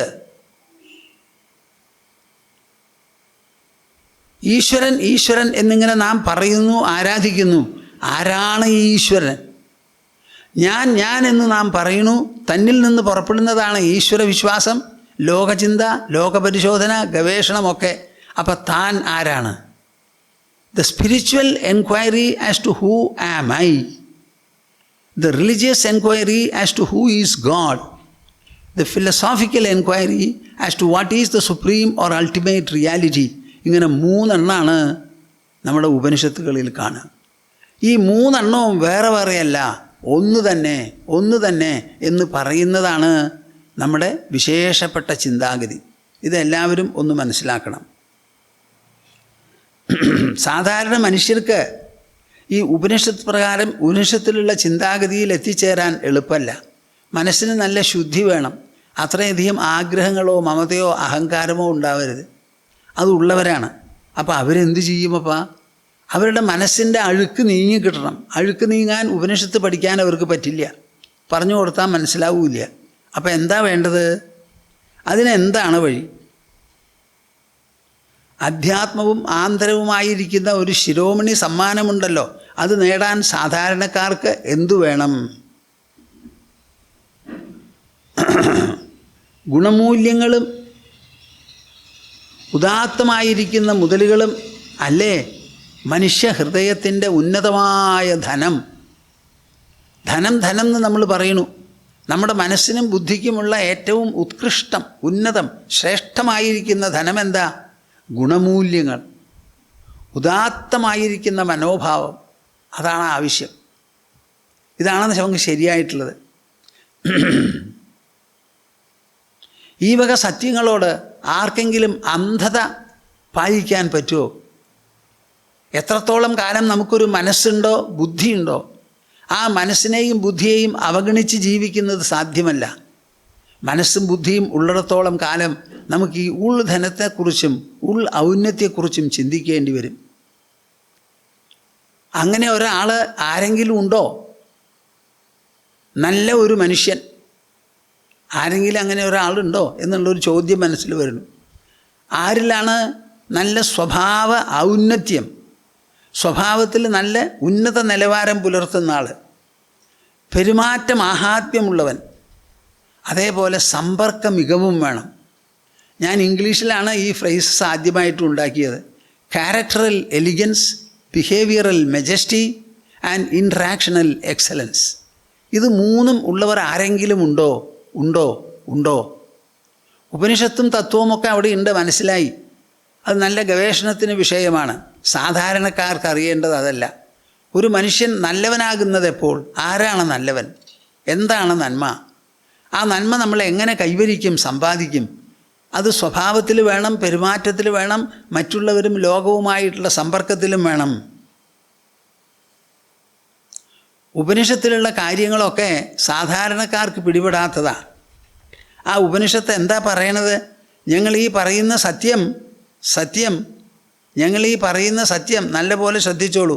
നാവിരതോ ദുശ്ചരിതാത് നാശാന്തോ നാസമാഹിതഃ നാശാന്തമാനസോ വാപി പ്രജ്ഞാനേന ഇനമാപ്നുയാത്. ഒരു മനുഷ്യന് എത്ര ബുദ്ധി ഉണ്ടായിട്ടും കാര്യമില്ല. ദുഷ്പ്രവൃത്തി ചെയ്യുന്നുണ്ടെങ്കിൽ ആ ആൾക്ക് ഉപനിഷത്ത് ഏശില്ല. മനസ്സിന് ശാന്തതയില്ലെങ്കിൽ ഏശില്ല. ഇന്ദ്രിയങ്ങൾക്ക് നിയന്ത്രണമില്ലെങ്കിൽ പിടിച്ചാൽ പറ്റില്ല. നാശാന്ത മാനസോവാപി, ശാന്തമനസ്കന് മാത്രമേ ഉപനിഷത്ത് ചിന്തകളും ഉപനിഷത്ത് ധ്യാനവും കൈകാര്യം ചെയ്യാൻ പറ്റുള്ളൂ. വെറും ബുദ്ധി കസറത്ത് കൊണ്ട് ഇത് കയ്യിലാക്കാൻ പറ്റില്ല. നരേണ അവരേണ പ്രോക്തയേഷ സുവിജ്ഞേയോ ബഹുധാ ചിന്യമാനഃ അനന്യപ്രോക്തേ ഗതിരത്ര നാസ്തി അണീയാൻ ഹ്യതർക്യം അണുപ്രമാണാത്. കഠോപനിഷത്തിൽ യമധർമ്മരാജാവ് നചികേതസിനോട് പറയാണ്, എൻ്റെ പൊന്നുമോനെ, നീ ചോദിച്ചുല്ലോ മരണരഹസ്യം എന്താണെന്ന് പറഞ്ഞു തരൂന്ന്. മരണക്കലവറ തുറന്ന് കാണിക്കാനാ നീ പറയണത്. ആദ്യം യമധർമ്മരാജാവ് നചികേതസിനെ പിന്തിരിപ്പിച്ചു, ബാക്കി പലതും തരാമെന്ന് പറഞ്ഞ്. ആ കുട്ടി അതൊക്കെ നിരസിച്ച് എൻ്റെ ചോദ്യത്തിന് മറുപടി മതി എന്ന് പറഞ്ഞപ്പോൾ യമധർമ്മരാജാവ് സന്തോഷിച്ചു. നിന്നെപ്പോലെയുള്ള പൃച്ഛകന്മാർ എനിക്ക് കൂടുതലും ഉണ്ടാവട്ടെ എന്ന് പറഞ്ഞിട്ട് പറയാൻ തുടങ്ങിയതാ. അതിൻ്റെ ഇടയിൽ പറയാണ്, നീ ചോദിച്ചുല്ലോ എൻ്റെ പൊന്നുമോനെ, നരേണാവരേണ പ്രോക്തയേഷ സുവിജ്ഞേയോ ബഹുധാ ചിന്യമാനഃ. ഈ ഉപനിഷത്ത് തത്വം പ്രതിപാദിക്കാൻ ആരാണ് പ്രതിപാദിക്കുക? നല്ല ശ്രേഷ്ഠനായ ഒരു മനുഷ്യൻ. തപസ് വേണം, ശുദ്ധി വേണം, മനസ്സിന് വികാസം വേണം, ഗുണമൂല്യങ്ങൾ വേണം, പരസ്നേഹം വേണം, പരോപദ്രവം പാടില്ല, ദുര പാടില്ല, അത്യാർത്തി പാടില്ല, അനാവശ്യമായ അഭിമാനവും മമതയും കയ്യിൽ വയ്ക്കരുത്. അങ്ങനെ ഉള്ളുകൊണ്ട ശുദ്ധമൂർത്തിയായിരിക്കുന്ന ഒരുത്തൻ പറഞ്ഞാലേ ഇത് കേൾക്കുന്നവന് വേണ്ടതുപോലെ അർത്ഥമായി ഇത് അഭ്യസിച്ച് കൈക്കലാക്കാൻ സാധിക്കൂ. അല്ലെങ്കിൽ പറയും, കേൾക്കും, ആലോചിക്കും, പിടിപെടില്ല, പറന്നങ്ങോട്ട് പോവും. എന്നാൽ ഒരാൾ പറഞ്ഞു തരാതെ ഇത് കൈക്കലാക്കാൻ പറ്റുമോ? പറ്റൂല. എന്താ കാരണം? അണിയാൻ അതിസൂക്ഷ്മമാണപ്പാ. അതിസൂക്ഷ്മം. എന്താ അതിസൂക്ഷ്മം? ഉള്ളിലുള്ള ചിന്തകൾ. എല്ലാവർക്കും ചിന്തകളുണ്ട്. ഒന്ന് പറയൂ എനിക്ക് ആ ചിന്ത എന്താണെന്ന്. എങ്ങനെയാണോ ഈ വിചിന്തനം നടക്കണത്?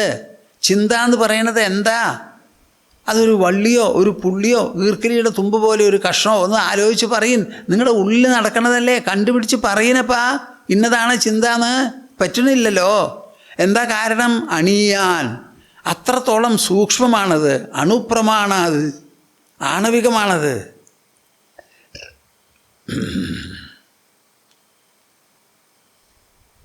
ഈ ഒരു സമയത്താണ് നമുക്ക് മനസ്സിലാവുന്നത് ഉപനിഷത്തുകൾ കൈകാര്യം ചെയ്യുന്ന ബ്രഹ്മവിദ്യയും സാധാരണക്കാരെ അധിവസിക്കുന്ന പ്രതലവുമുണ്ടല്ലോ, ഇത് തമ്മിലുള്ള വ്യത്യാസം. അപ്പോൾ സാധാരണക്കാർക്ക് കാര്യങ്ങൾ മനസ്സിലാക്കണമെങ്കിൽ എന്തു വേണം? മനുഷ്യജീവിതം എടുത്ത് ഉദാഹരിച്ച് ആ ജീവിതത്തിലൂടെ, പ്രവൃത്തിയിലൂടെ, വിചാരഗതികളിലൂടെ അവർക്ക് നന്മ അങ്ങോട്ട് പകർന്നു കൊടുക്കണം. എന്ന് പറഞ്ഞാൽ ഒരു ജീവിത ദൃഷ്ടാന്തം ആവശ്യമാണ്. ജീവിത ദൃഷ്ടാന്തം. ധർമ്മം എന്ന് പറയണത് എന്താ? ഇതാ ഇന്നതൊക്കെയാണ് ധർമ്മം. ഇന്ന ആൾ ധർമാനുസാരിയായി ജീവിച്ചു, ആ ജീവിതത്തിൽ ഇന്നതൊക്കെ സംഭവിച്ചു. അതിൽ നല്ലത് അതിനുള്ള സമ്മാനം, പൊല്ലാത്തതുണ്ടെങ്കിൽ അത് അതിനുള്ള ശാപം.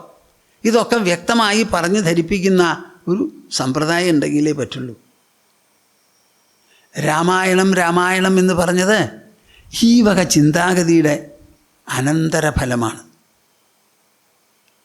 ഉപനിഷത്ത് കാലം അനാദി, രാമായണം ത്രേതായുഗത്തിലെ രചന, മഹാഭാരതം ദ്വാപരയുഗത്തിലെ രചന, ശ്രീമദ് ഭാഗവതം കലിയുഗത്തിലെ രചന. അപ്പോൾ ഈ ഉപനിഷത്ത് ചിന്തകളിൽ നിന്ന് സംക്രമിച്ച് രാമായണത്തിലേക്ക് എത്തിയത് എങ്ങനെയാണെന്നാണ് ഒന്ന് പറയാമെന്ന് ഉദ്ദേശിച്ചത്. ഈ രാമായണ രചന എങ്ങനെയാണ് അത് ഉണ്ടായത്? നമ്മുടെ ഈ പുണ്യഭൂമിയിൽ എന്തുണ്ടാവാനും അതിന് പറ്റിയിട്ടുള്ളതായ സ്ഥിതിവിശേഷം ആദ്യമായി സംഭവിക്കും. അതെങ്ങനെയാണ് സംഭവിക്കുന്നത് എന്നൊന്നും പറയാൻ പറ്റില്ല. മിക്കവാറും അത് അസാധാരണമാകും. അസാധാരണമാകുമ്പോഴേ അതിന് വേണ്ട അത്ര പ്രാധാന്യം മനുഷ്യർ കൽപ്പിക്കുള്ളൂ. സാധാരണ ഒരു മനുഷ്യ ശിശുവിനെ കാണാൻ ആരും പോവില്ല. പക്ഷേ ഒരു സ്ത്രീ പ്രസവിച്ചു, എൻ്റെ അപ്പോ ആ കുട്ടിക്ക് എത്രയാ തൂക്കം എന്നറിയോ? സാധാരണയുള്ളതൊക്കെ പോലെയൊന്നുമല്ല, അതിൻ്റെ 3 ഇരട്ടി തൂക്കാണ്. കണ്ടാലോ നല്ല നീളവും വീതിയും പൊക്കവും വണ്ണമൊക്കെ ഉണ്ട്. അപ്പോൾ എല്ലാവരും കാണാൻ ഓടി വരും. അപ്പോൾ അസാധാരണത്വം എന്തെങ്കിലും ഉണ്ടെങ്കിലേ മനുഷ്യരുടെ ശ്രദ്ധ കേന്ദ്രീകരിക്കുള്ളൂ.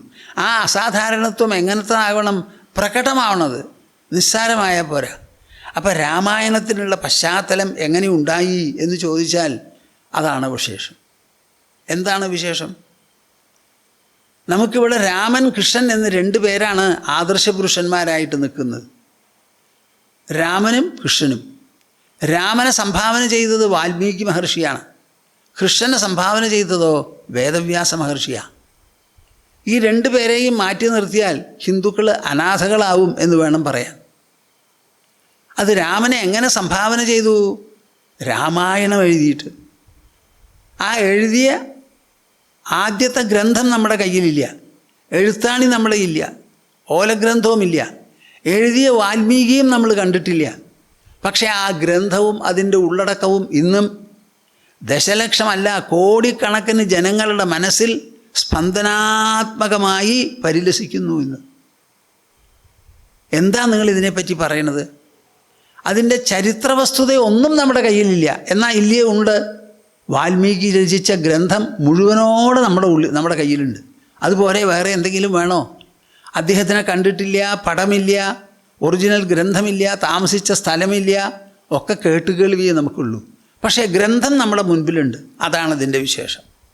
അങ്ങനെ വിശേഷപ്പെട്ട ദശലക്ഷ വർഷങ്ങളായി നിലനിൽക്കുന്ന ഈ രാമായണ ഗ്രന്ഥം രചിക്കാനുള്ള ഒരു പശ്ചാത്തലം അത് ഉപായപ്പെട്ടതാവില്ല. അവിടെയാണ് നമ്മൾ രത്നാകരനിലേക്ക് ചെല്ലുന്നത്. രത്നാകരൻ, എന്ത് നല്ല പേരാ രത്നാകരൻ. നിങ്ങൾ ആർക്കെങ്കിലും അങ്ങനെ പേരിട്ടിട്ടുണ്ടോ?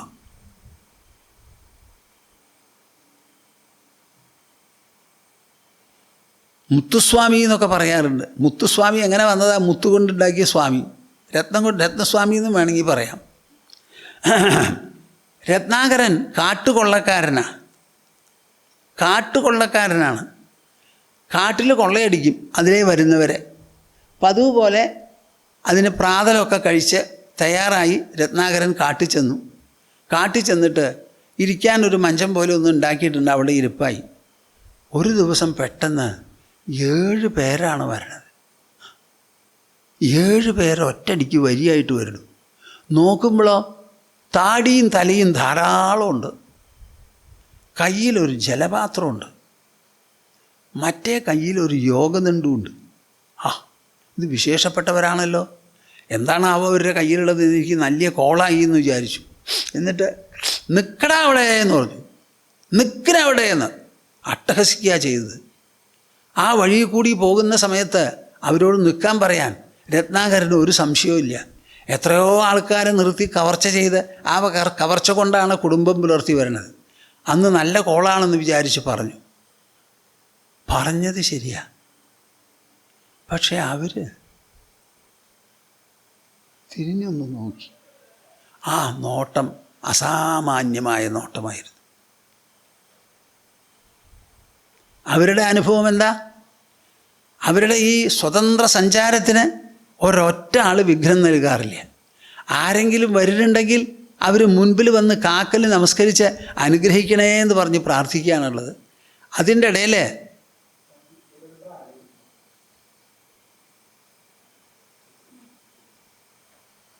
എവിടുന്ന് ആദ്യം പറയണ്ടേ? ആദ്യം പറയണോ?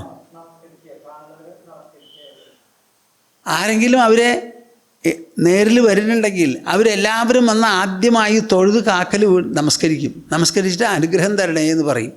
അങ്ങനെ അവരെ അഭിമുഖീകരിക്കുകയല്ലാതെ ഇങ്ങനെ അട്ടഹസിച്ചുകൊണ്ട് നിൽക്കടാ അവിടെ എന്ന് പറയുന്ന ഒരൊറ്റ ആളെ അവർ കണ്ടിട്ടും കേട്ടിട്ടുമില്ല. പിന്നെ അവരുടെ കയ്യിലുള്ളത് എന്താ? ഒന്ന് വെള്ളപ്പാത്രം, പിന്നെ ഒന്ന് താടിക്ക് മുട്ടുകൊടുക്കാനായിട്ടുള്ള ഒരു യോഗ്യത ഉണ്ട്. താടിയും തലയും അടിക്കാറില്ല, അതാണ് അവരുടെ നില. പരമാവധി ഒരു വസ്ത്രം ഉണ്ടാവും അവർക്ക്. അങ്ങനെയുള്ള ഒരാളോട് ഇങ്ങനെ അട്ടഹസിച്ച് നിൽക്കുക എന്ന് പറഞ്ഞപ്പോൾ അവർക്ക് എന്തിനാ ഭയപ്പെടാനുള്ളത്? അവർ ശുദ്ധമനസ്കരാ, എല്ലാവരെയും അനുഗ്രഹിക്കുന്നവരും സ്നേഹിക്കുന്നവരുമാണ്, ആരോടും ഒന്നും പറയാനില്ല. അപ്പം അവരിതാരാ അത് പറഞ്ഞത്? തിരിച്ചങ്ങോട്ട് നോക്കി. അവരുടെ ആ നോട്ടത്തിൽ രത്നാകരൻ്റെ മനസ്സ് അലിഞ്ഞുപോയി.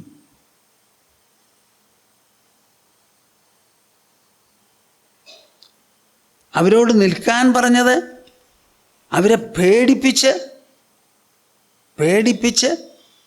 പരിഭ്രമിപ്പിച്ച് വല്ലാതെയാക്കാൻ വേണ്ടിയിട്ടാണ്. പക്ഷെ ഉണ്ടായതോ മറിച്ചാണ്. അവരുടെ നോട്ടത്തിൽ രത്നാകരൻ വലിയ ഒരു സൗഹൃദമാണ് കണ്ടത്, അനുഭാവമാണ് തോന്നിയത്. അവർ ചോദിച്ചു, പൊന്നു മോനെ, നിനക്ക് എന്താണ് വേണ്ടത്? ഞങ്ങളുടെ കയ്യിൽ ജലപാത്രവും ഈ യോഗദണ്ഡേ ഉള്ളൂ. സാധാരണ ഇത് ആരും ആവശ്യപ്പെടാറില്ല. ആവശ്യപ്പെടുന്നുണ്ടെങ്കിൽ ഇങ്ങനെയല്ല, മുമ്പിൽ വന്ന് നമസ്കരിച്ച് ഞങ്ങൾ തലയിൽ കൈ വെച്ച് അനുഗ്രഹിച്ച് കൊടുക്കാനുള്ളത് കൊടുക്കുകയോ ചോദിക്കുകയാണെങ്കിൽ ചോദിക്കുകയാണ് ചെയ്യുക. ഇങ്ങനെ ആരും ഞങ്ങളോട് ഇതുവരെ ചോദിച്ചിട്ടില്ല. എന്തായാലും അതവിടെ ഇരിക്കട്ടെ. നിനക്കെന്താ, ഈ സാധനങ്ങൾ വല്ലതും വേണോ? ഇതല്ലാതെ ഒന്നും ഞങ്ങളുടെ കയ്യിലില്ല. നിനക്ക് എന്താണ് ആവശ്യം? എന്തുകൊണ്ടാണ് ഞങ്ങളോട് നിൽക്കാൻ, ഇത്രമാത്രം ഉഗ്രമായി നിൽക്കാൻ ശാസിച്ചത്? ഇതിൻ്റെ കാര്യം എന്താ? ഞങ്ങളുടെ കയ്യിൽ വേറെ ഒന്നുമില്ല തരാനോ തട്ടിയെടുക്കാനോ. ഇത്രയും കേട്ടപ്പോൾ പാവം ഈ രത്നാകരൻ വല്ലാതെയായി. വാസ്തവത്തിൽ അവൻ സ്തബ്ധചിത്തനായി, മനസ്സും ബുദ്ധിയും ഒന്നും പ്രവർത്തിക്കാതെയായി. അവരടുത്ത് വന്ന് തലയിൽ കൈവച്ചു, താടിയിലൊന്ന് നല്ലോണം തലോടി. ലോ, താൻ എന്താണ് ഇവിടെ ചെയ്യുന്നത്? കല്യാണം കഴിച്ചിട്ടുണ്ടോ? കുട്ടികളുണ്ടോ? എന്താ വർത്തമാനം? ഒന്ന് കേൾക്കട്ടെ. ഞങ്ങളോട് ഇങ്ങനെ പറഞ്ഞുല്ലോ, അപ്പം ഞങ്ങൾ നിന്നു, തന്നെ കണ്ടു, ആദ്യമായിട്ടാണ് ഇങ്ങനെ ഒരാളെ കാണുന്നത്. ഈ വർത്തമാനം ഒന്ന് കേൾക്കട്ടെ എന്നായി. എനിക്ക് ഭാര്യയും കുട്ടികളുമുണ്ട്. അവരെ നോക്കാൻ വേണ്ടിയിട്ടാണ് ഞാൻ ഈ തൊഴിൽ ചെയ്യുന്നത്. കുറേ കാലമായി ഈ തട്ടിപ്പറി എൻ്റെ ജീവിതവൃത്തിയായിട്ട്. അവർ വിട്ടില്ല. നീ ചെയ്യുന്നത് മറ്റുള്ളവരെ കവരാണ്. അവരുടെ കയ്യിലുള്ള സാധനം അവരിഷ്ടപ്പെടാതെ സമ്മതമില്ലാതെ തട്ടിയെടുത്ത് കൊണ്ടുവരികയാണ്. ഇതിന് പേര് കളവും തട്ടിപ്പറിയുമാണ്. ഇത് പാപമാണ്, ഇത് തെറ്റാണ്. നിൻ്റെ കയ്യിലുള്ള സ്വത്ത് ആരെങ്കിലും തട്ടിയെടുത്താൽ നീ ഇഷ്ടപ്പെടുമോ? ഇഷ്ടപ്പെടില്ല. അപ്പം നീ ഇഷ്ടപ്പെടാത്തൊരു കാര്യം മറ്റുള്ളവരിൽ അടിച്ചേൽപ്പിക്കുന്നത് ശരിയാണോ? ശരിയല്ല. അപ്പം നീ ചെയ്യണത് തെറ്റല്ലേ? അതെ, അതിനാണ് പാപം എന്ന് പറയണത്. എത്ര കാലമായി നീ ഇത് തുടങ്ങിയിട്ട്? കുറേ കാലമായി. അപ്പോൾ എത്ര കണ്ട് പാപം നിൻ്റെ കയ്യിൽ വന്നിട്ടുണ്ടാവും ഇതുവരെ? അയ്യോ, ഈ പാപം നീ എന്ത് ചെയ്യും?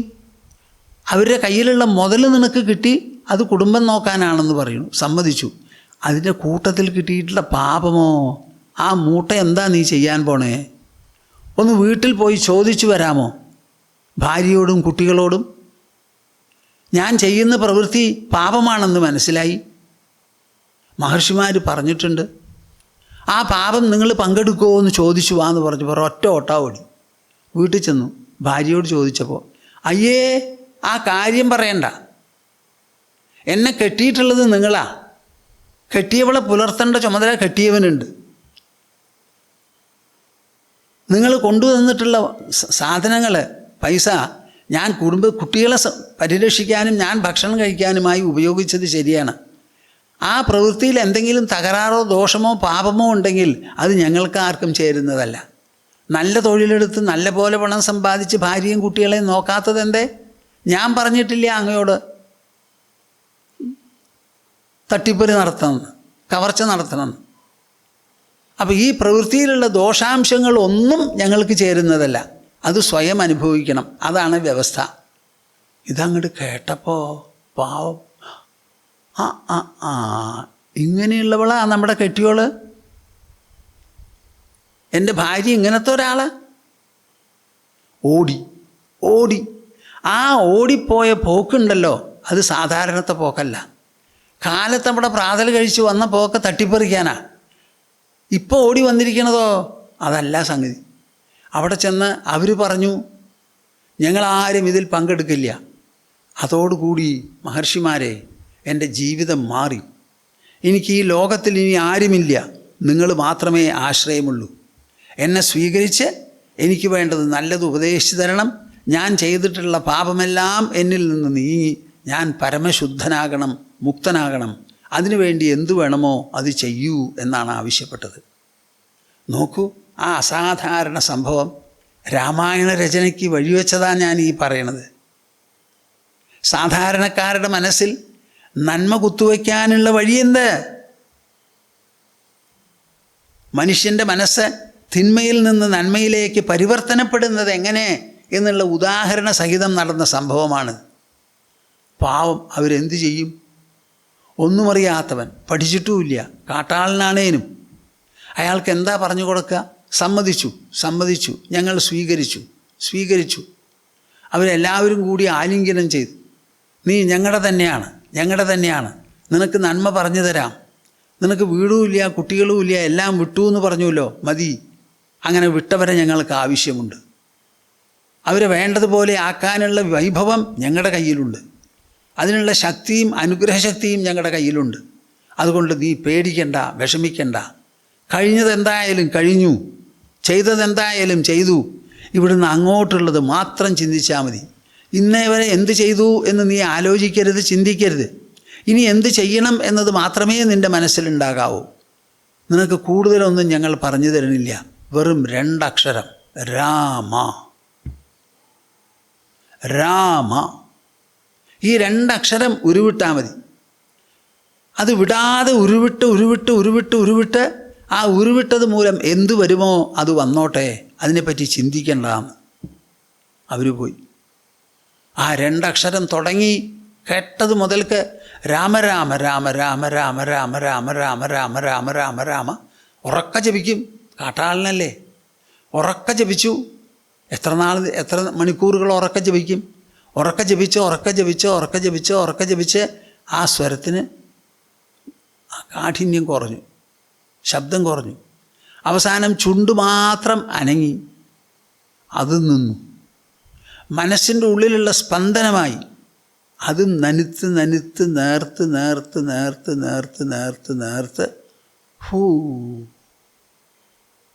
പഞ്ചസാര വെള്ളത്തിൽ അലിയുന്ന മാതിരി അലിഞ്ഞുകൊണ്ട്. അവിടെ പിന്നെ ജപമില്ല, ആവർത്തനമില്ല, ഒന്നുമില്ല. ഒരു മനുഷ്യൻ ഉറങ്ങിയാൽ എങ്ങനെയോ അതുപോലെ. എന്നാൽ ഉറക്കമല്ല. ഉറക്കത്തിൽ ശരീരം തളർന്ന് കിടക്കും. ഇത് ശരിക്കും ഇരിക്കുകയാണ്, വടി പോലെ ഇരുന്നിട്ടാ.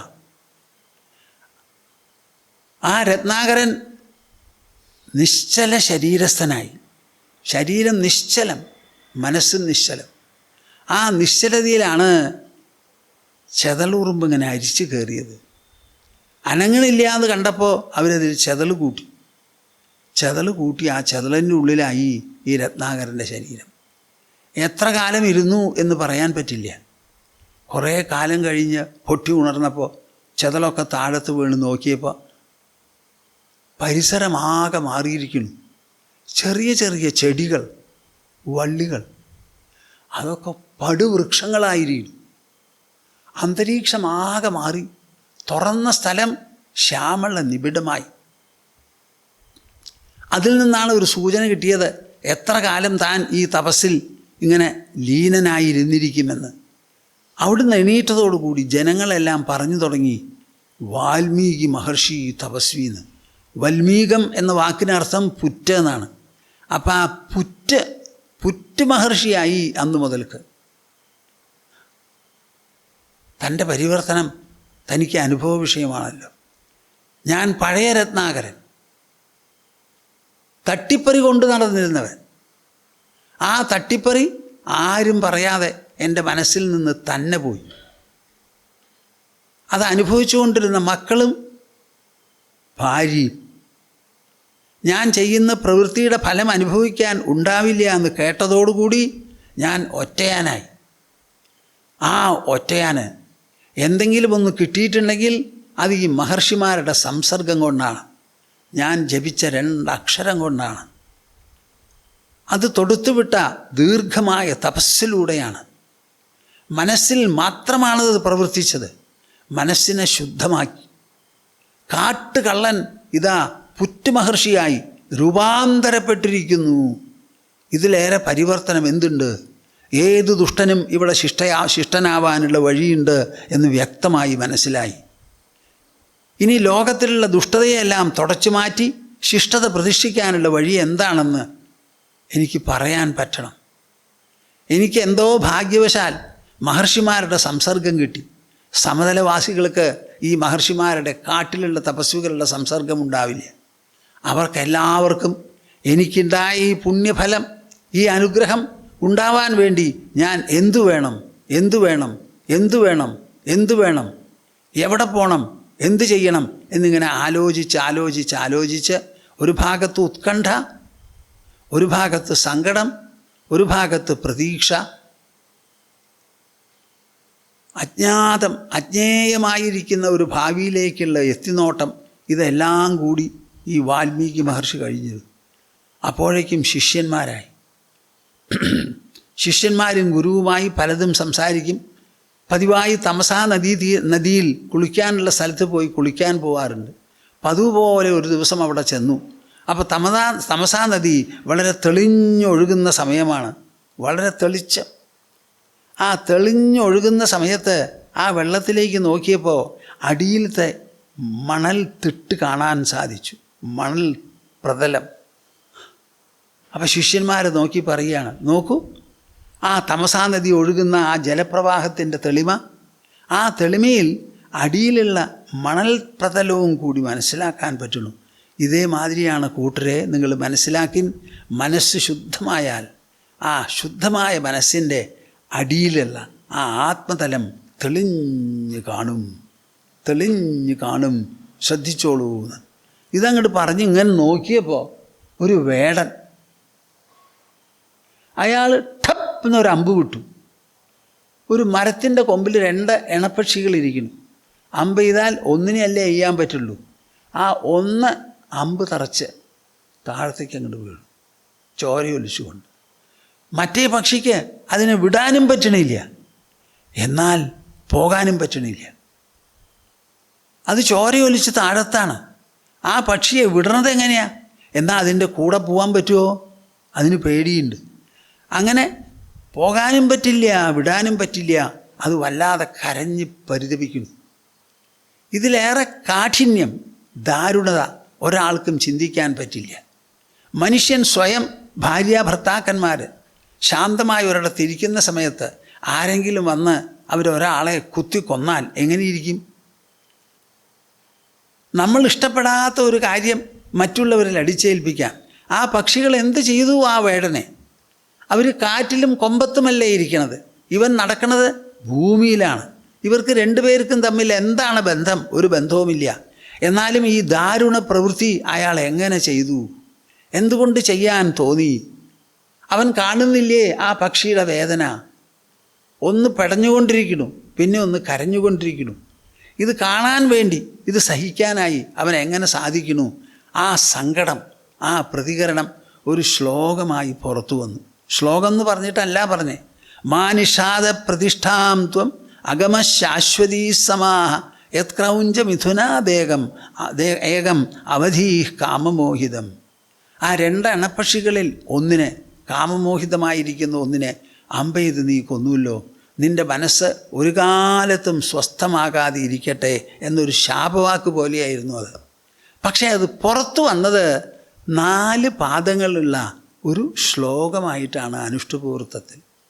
അപ്പം അതിനെപ്പറ്റി ഇങ്ങനെ ആലോചിച്ചു. ഞാനിതൊന്നും ആലോചിച്ചിട്ടല്ലല്ലോ പറഞ്ഞത്, ഞാൻ എന്തോ മനസ്സിൽ വന്നത് പറഞ്ഞു മാത്രം. പക്ഷേ ഇത് നോക്കുമ്പോൾ 4 പാദങ്ങൾ, തുല്യാക്ഷരങ്ങൾ, അനുഷ്ഠുപവൃത്തം, ഒരു തരത്തിലൊരു ഗാനം തന്നെ. ഇങ്ങനെ ആലോചിച്ച്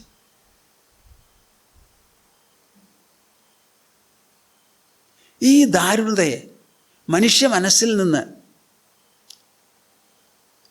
അപഹരിക്കാനായിട്ട് എന്തു വേണം? എൻ്റെ അനുഭവം മറ്റുള്ളവർക്ക് പകർന്നു കൊടുക്കാൻ എങ്ങനെ? ഈ ആലോചന പകലുകൾ വാൽമീകി മഹർഷിയുടെ ഉള്ളിലുണ്ടായിരുന്നു. അപ്പോഴാണ് പെട്ടെന്ന് നാരദ മഹർഷി എഴുന്നള്ളിയതവിടെ.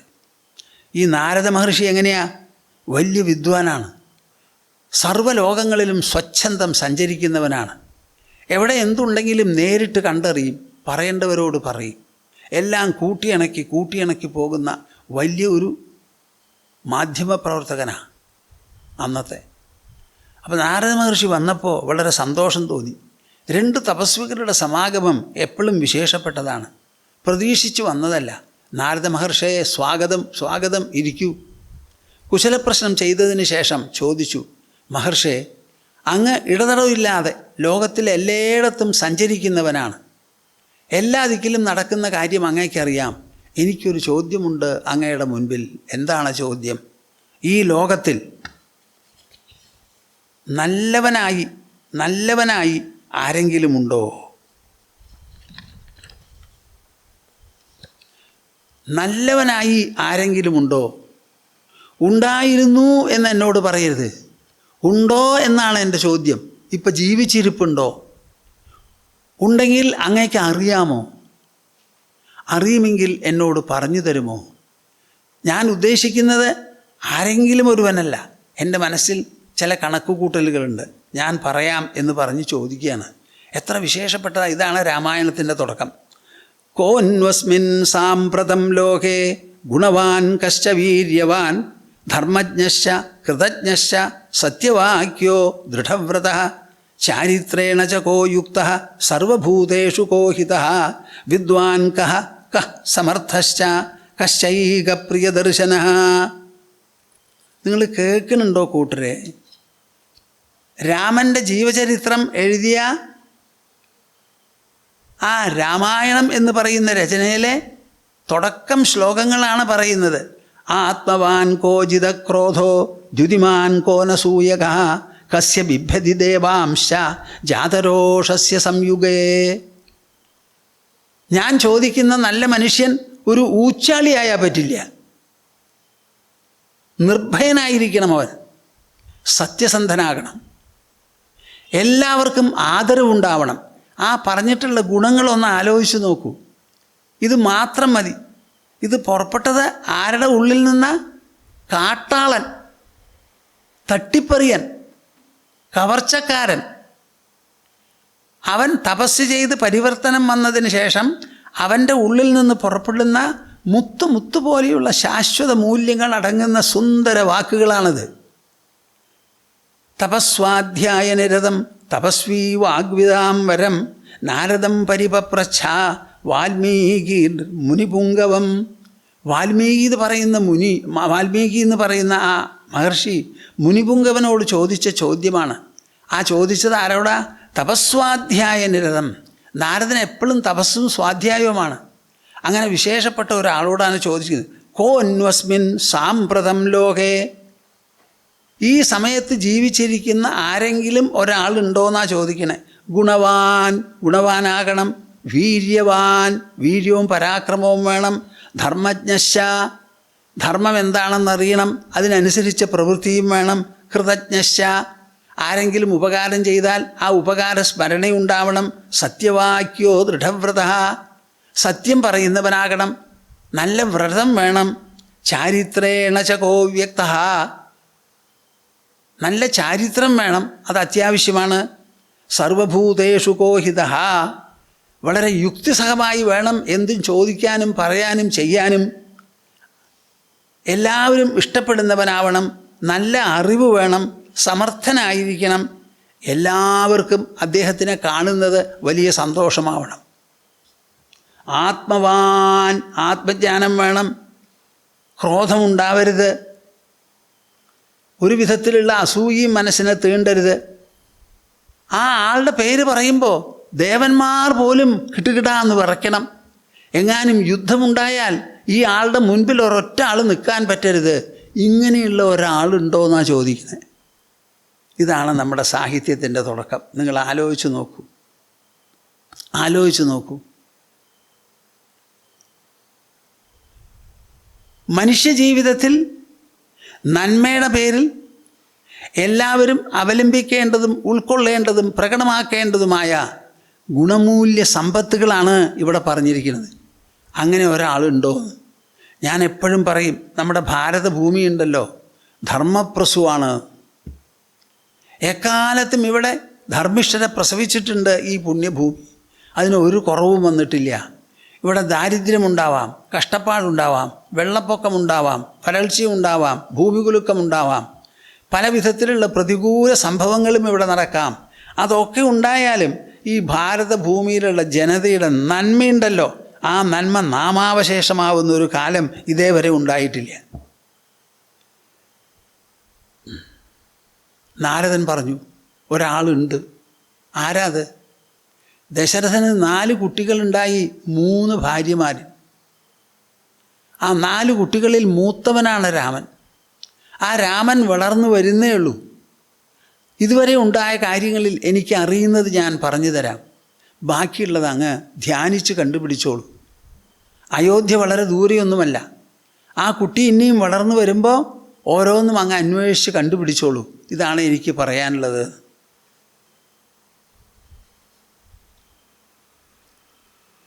നാരദ മഹർഷി പോയി.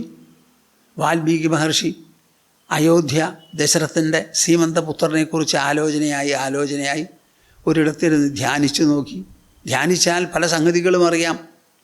അങ്ങനെ താൻ ഉദ്ദേശിക്കുന്ന ദൗത്യം ഈ രാമൻ എന്ന് പറയുന്ന ദശരഥ പുത്രനെ കൊണ്ട് നിർവഹിക്കാം എന്ന് കണക്കാക്കി അദ്ദേഹം എഴുതിയതാണ് രാമായണം. അതിൻ്റെ ഇടയിൽ ബ്രഹ്മാവ് വന്ന് പറഞ്ഞു, മഹർഷേ, ഞാനാണ് ഈ ദാരുണ ദൃശ്യം രചിച്ചത്. അങ്ങയുടെ മനസ്സിനെ ഉദ്ദീപിപ്പിക്കാൻ വേണ്ടി, സങ്കടം ജനിപ്പിക്കാൻ വേണ്ടി, ആ സങ്കട നിവാരണത്തിന് വേണ്ടിയാണ് ഇപ്പോൾ രാമചരിത്രം അങ്ങ് എഴുതാൻ പുറപ്പെടുന്നത്.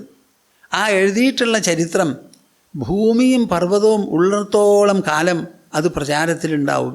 എൻ്റെ അനുഗ്രഹമുണ്ട് എന്ന് പറഞ്ഞിട്ട് പോയി. ഇനിയിപ്പോൾ എന്തു വേണം വാൽമീകി മഹർഷിക്ക് എഴുതാൻ? ഒന്നും ബാക്കിയില്ല. എഴുതി തുടങ്ങി. അങ്ങനെ എഴുതി വരുമ്പോൾ രാമൻ വളർന്നു വരിക.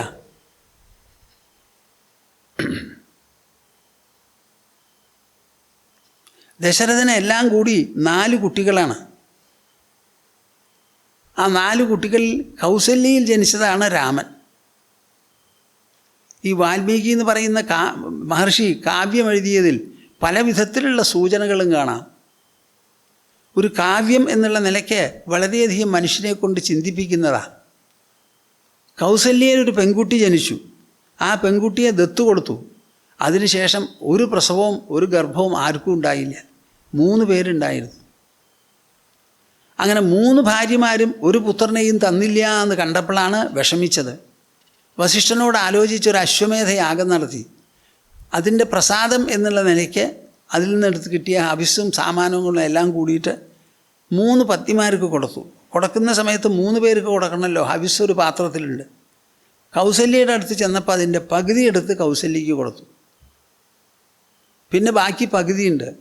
സുമിത്രയുടെ അടുത്ത് ചെന്നപ്പോൾ അതിനെ പകുതി വെച്ചിട്ട് പകുതി സുമിത്രയ്ക്ക് കൊടുത്തു.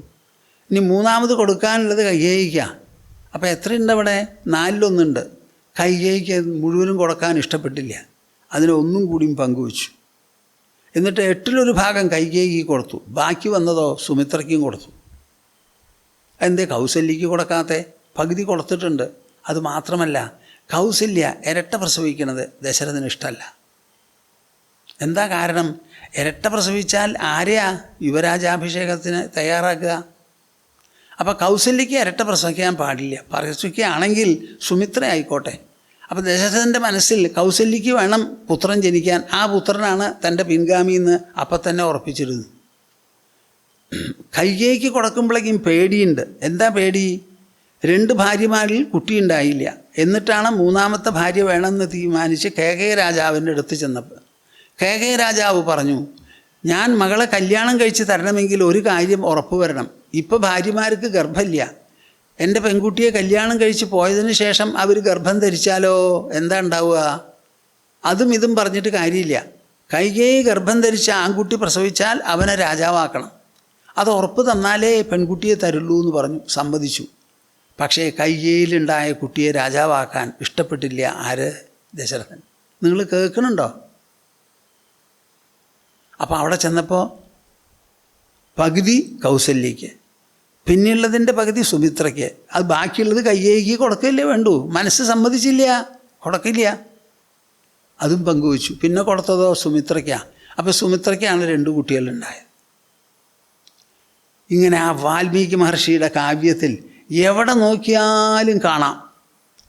ഈ ബുദ്ധിയാണ് ദശരഥനെ കൊല്ലിച്ചതും. അവസാനം ആ യുവരാജാഭിഷേകം നടത്തുന്ന സമയത്ത് അത് അനുവദിക്കാതെ കൈകേയി തനിക്ക് കിട്ടിയിട്ടുള്ള വരങ്ങളുടെ പേരിൽ ആ പ്രതിജ്ഞ നിറവേറ്റണം എന്ന് പറഞ്ഞ് സഹിക്ക് വയ്യാതെ നിലത്ത് പെരണ്ട് വീണ് ഉരുണ്ട് കരയാൻ തുടങ്ങി രാജാവ്. ഇതൊക്കെ വരുത്തി തീർത്തതാരാ? ഈ യുവരാജാഭിഷേകം വളരെ നല്ല മംഗളകരമായ ഒരു കർമ്മമാണ്. ആ കർമ്മത്തിന് ഒരേ സമയത്ത് ജനിച്ചു വളർന്ന സഹോദരന്മാരെല്ലാവരും ഉണ്ടാവേണ്ടതല്ലേ? അതിനനുവദിച്ചില്ലല്ലോ. ഭരതനെയും ശത്രുഘ്നെയും കേകയ രാജ്യത്തിലേക്ക് അമ്മാമ്മൻ്റെ അവിടെ ഹോളിഡേക്ക് പോയിട്ട് വരൂ എന്ന് പറഞ്ഞയച്ചു. അതുമാത്രമല്ല എനിക്കൊരു സ്വപ്നം ഉണ്ടായി എന്ന് പറഞ്ഞു. എന്താ സ്വപ്നം? അയ്യോ, ഞാൻ അടുത്ത് മരിക്കുമെന്ന്.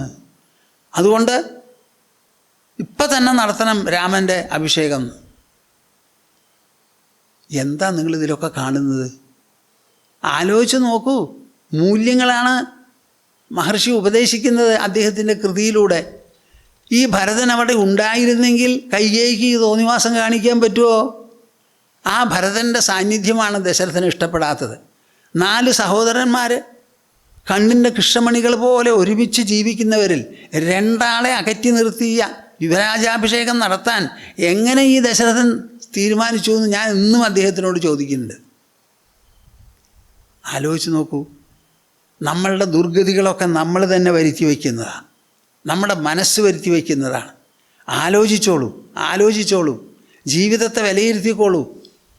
മനസ്സിൻ്റെ ആ മാസ്മരികത മനസ്സിലാക്കൂ. അതിനാണ് ഈ രാമായണം ദൃഷ്ടാന്തത്തോടു കൂടി.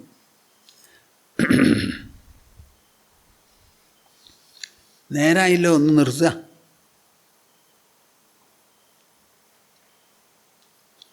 ഒരു കാര്യം പറഞ്ഞോട്ടെ. ഉപനിഷത്തിലെല്ലാം ദാർശനികമായിരിക്കുന്ന ഗവേഷണവും പരിശോധനയും കണ്ടുപിടുത്തവുമാണ്. ഇവിടെ അങ്ങനെയല്ല.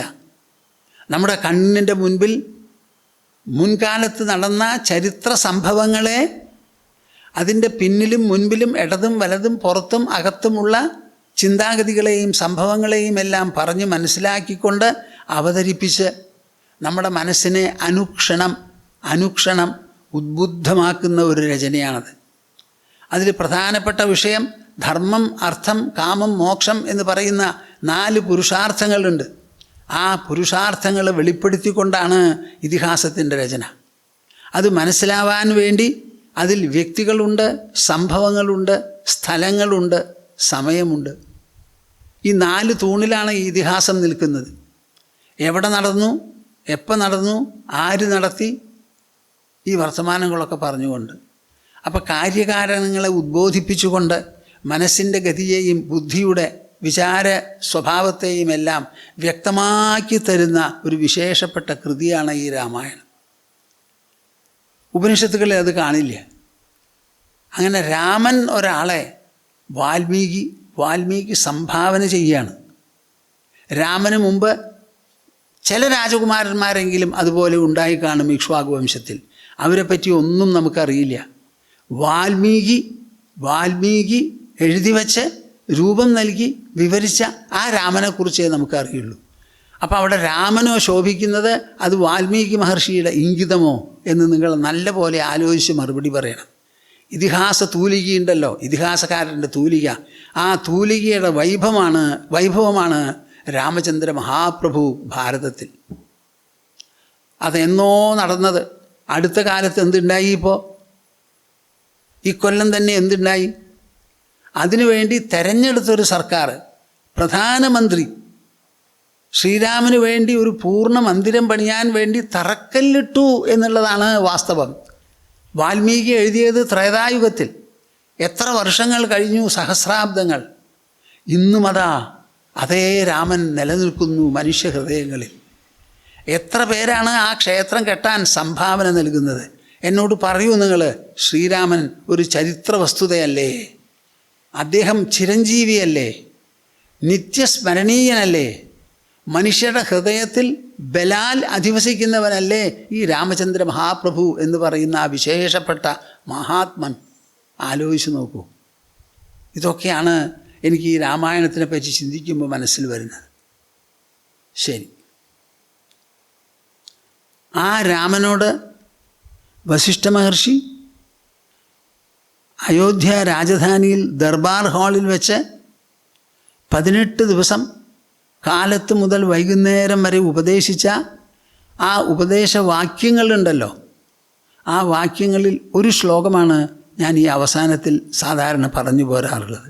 അത് നിങ്ങൾ മനസ്സിലാക്കിക്കോളൂ.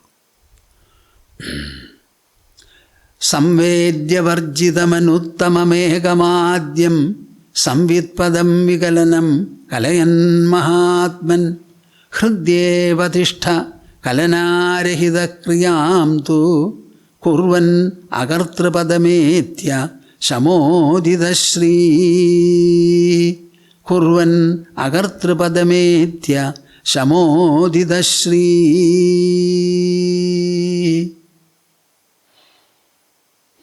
ഇനി നമുക്കൊരു ഓങ്കാരം ജപിച്ച് നിർത്താം. എല്ലാവരും അതിന് തയ്യാറായിക്കോളും. ഹരി ഹരി ഹരി.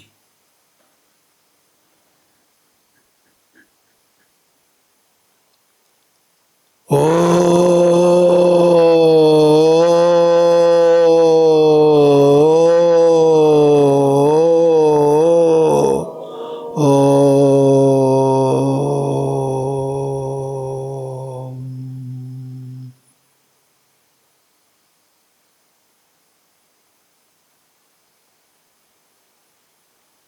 ഹരി ഓം തസ്സത്. ജയം.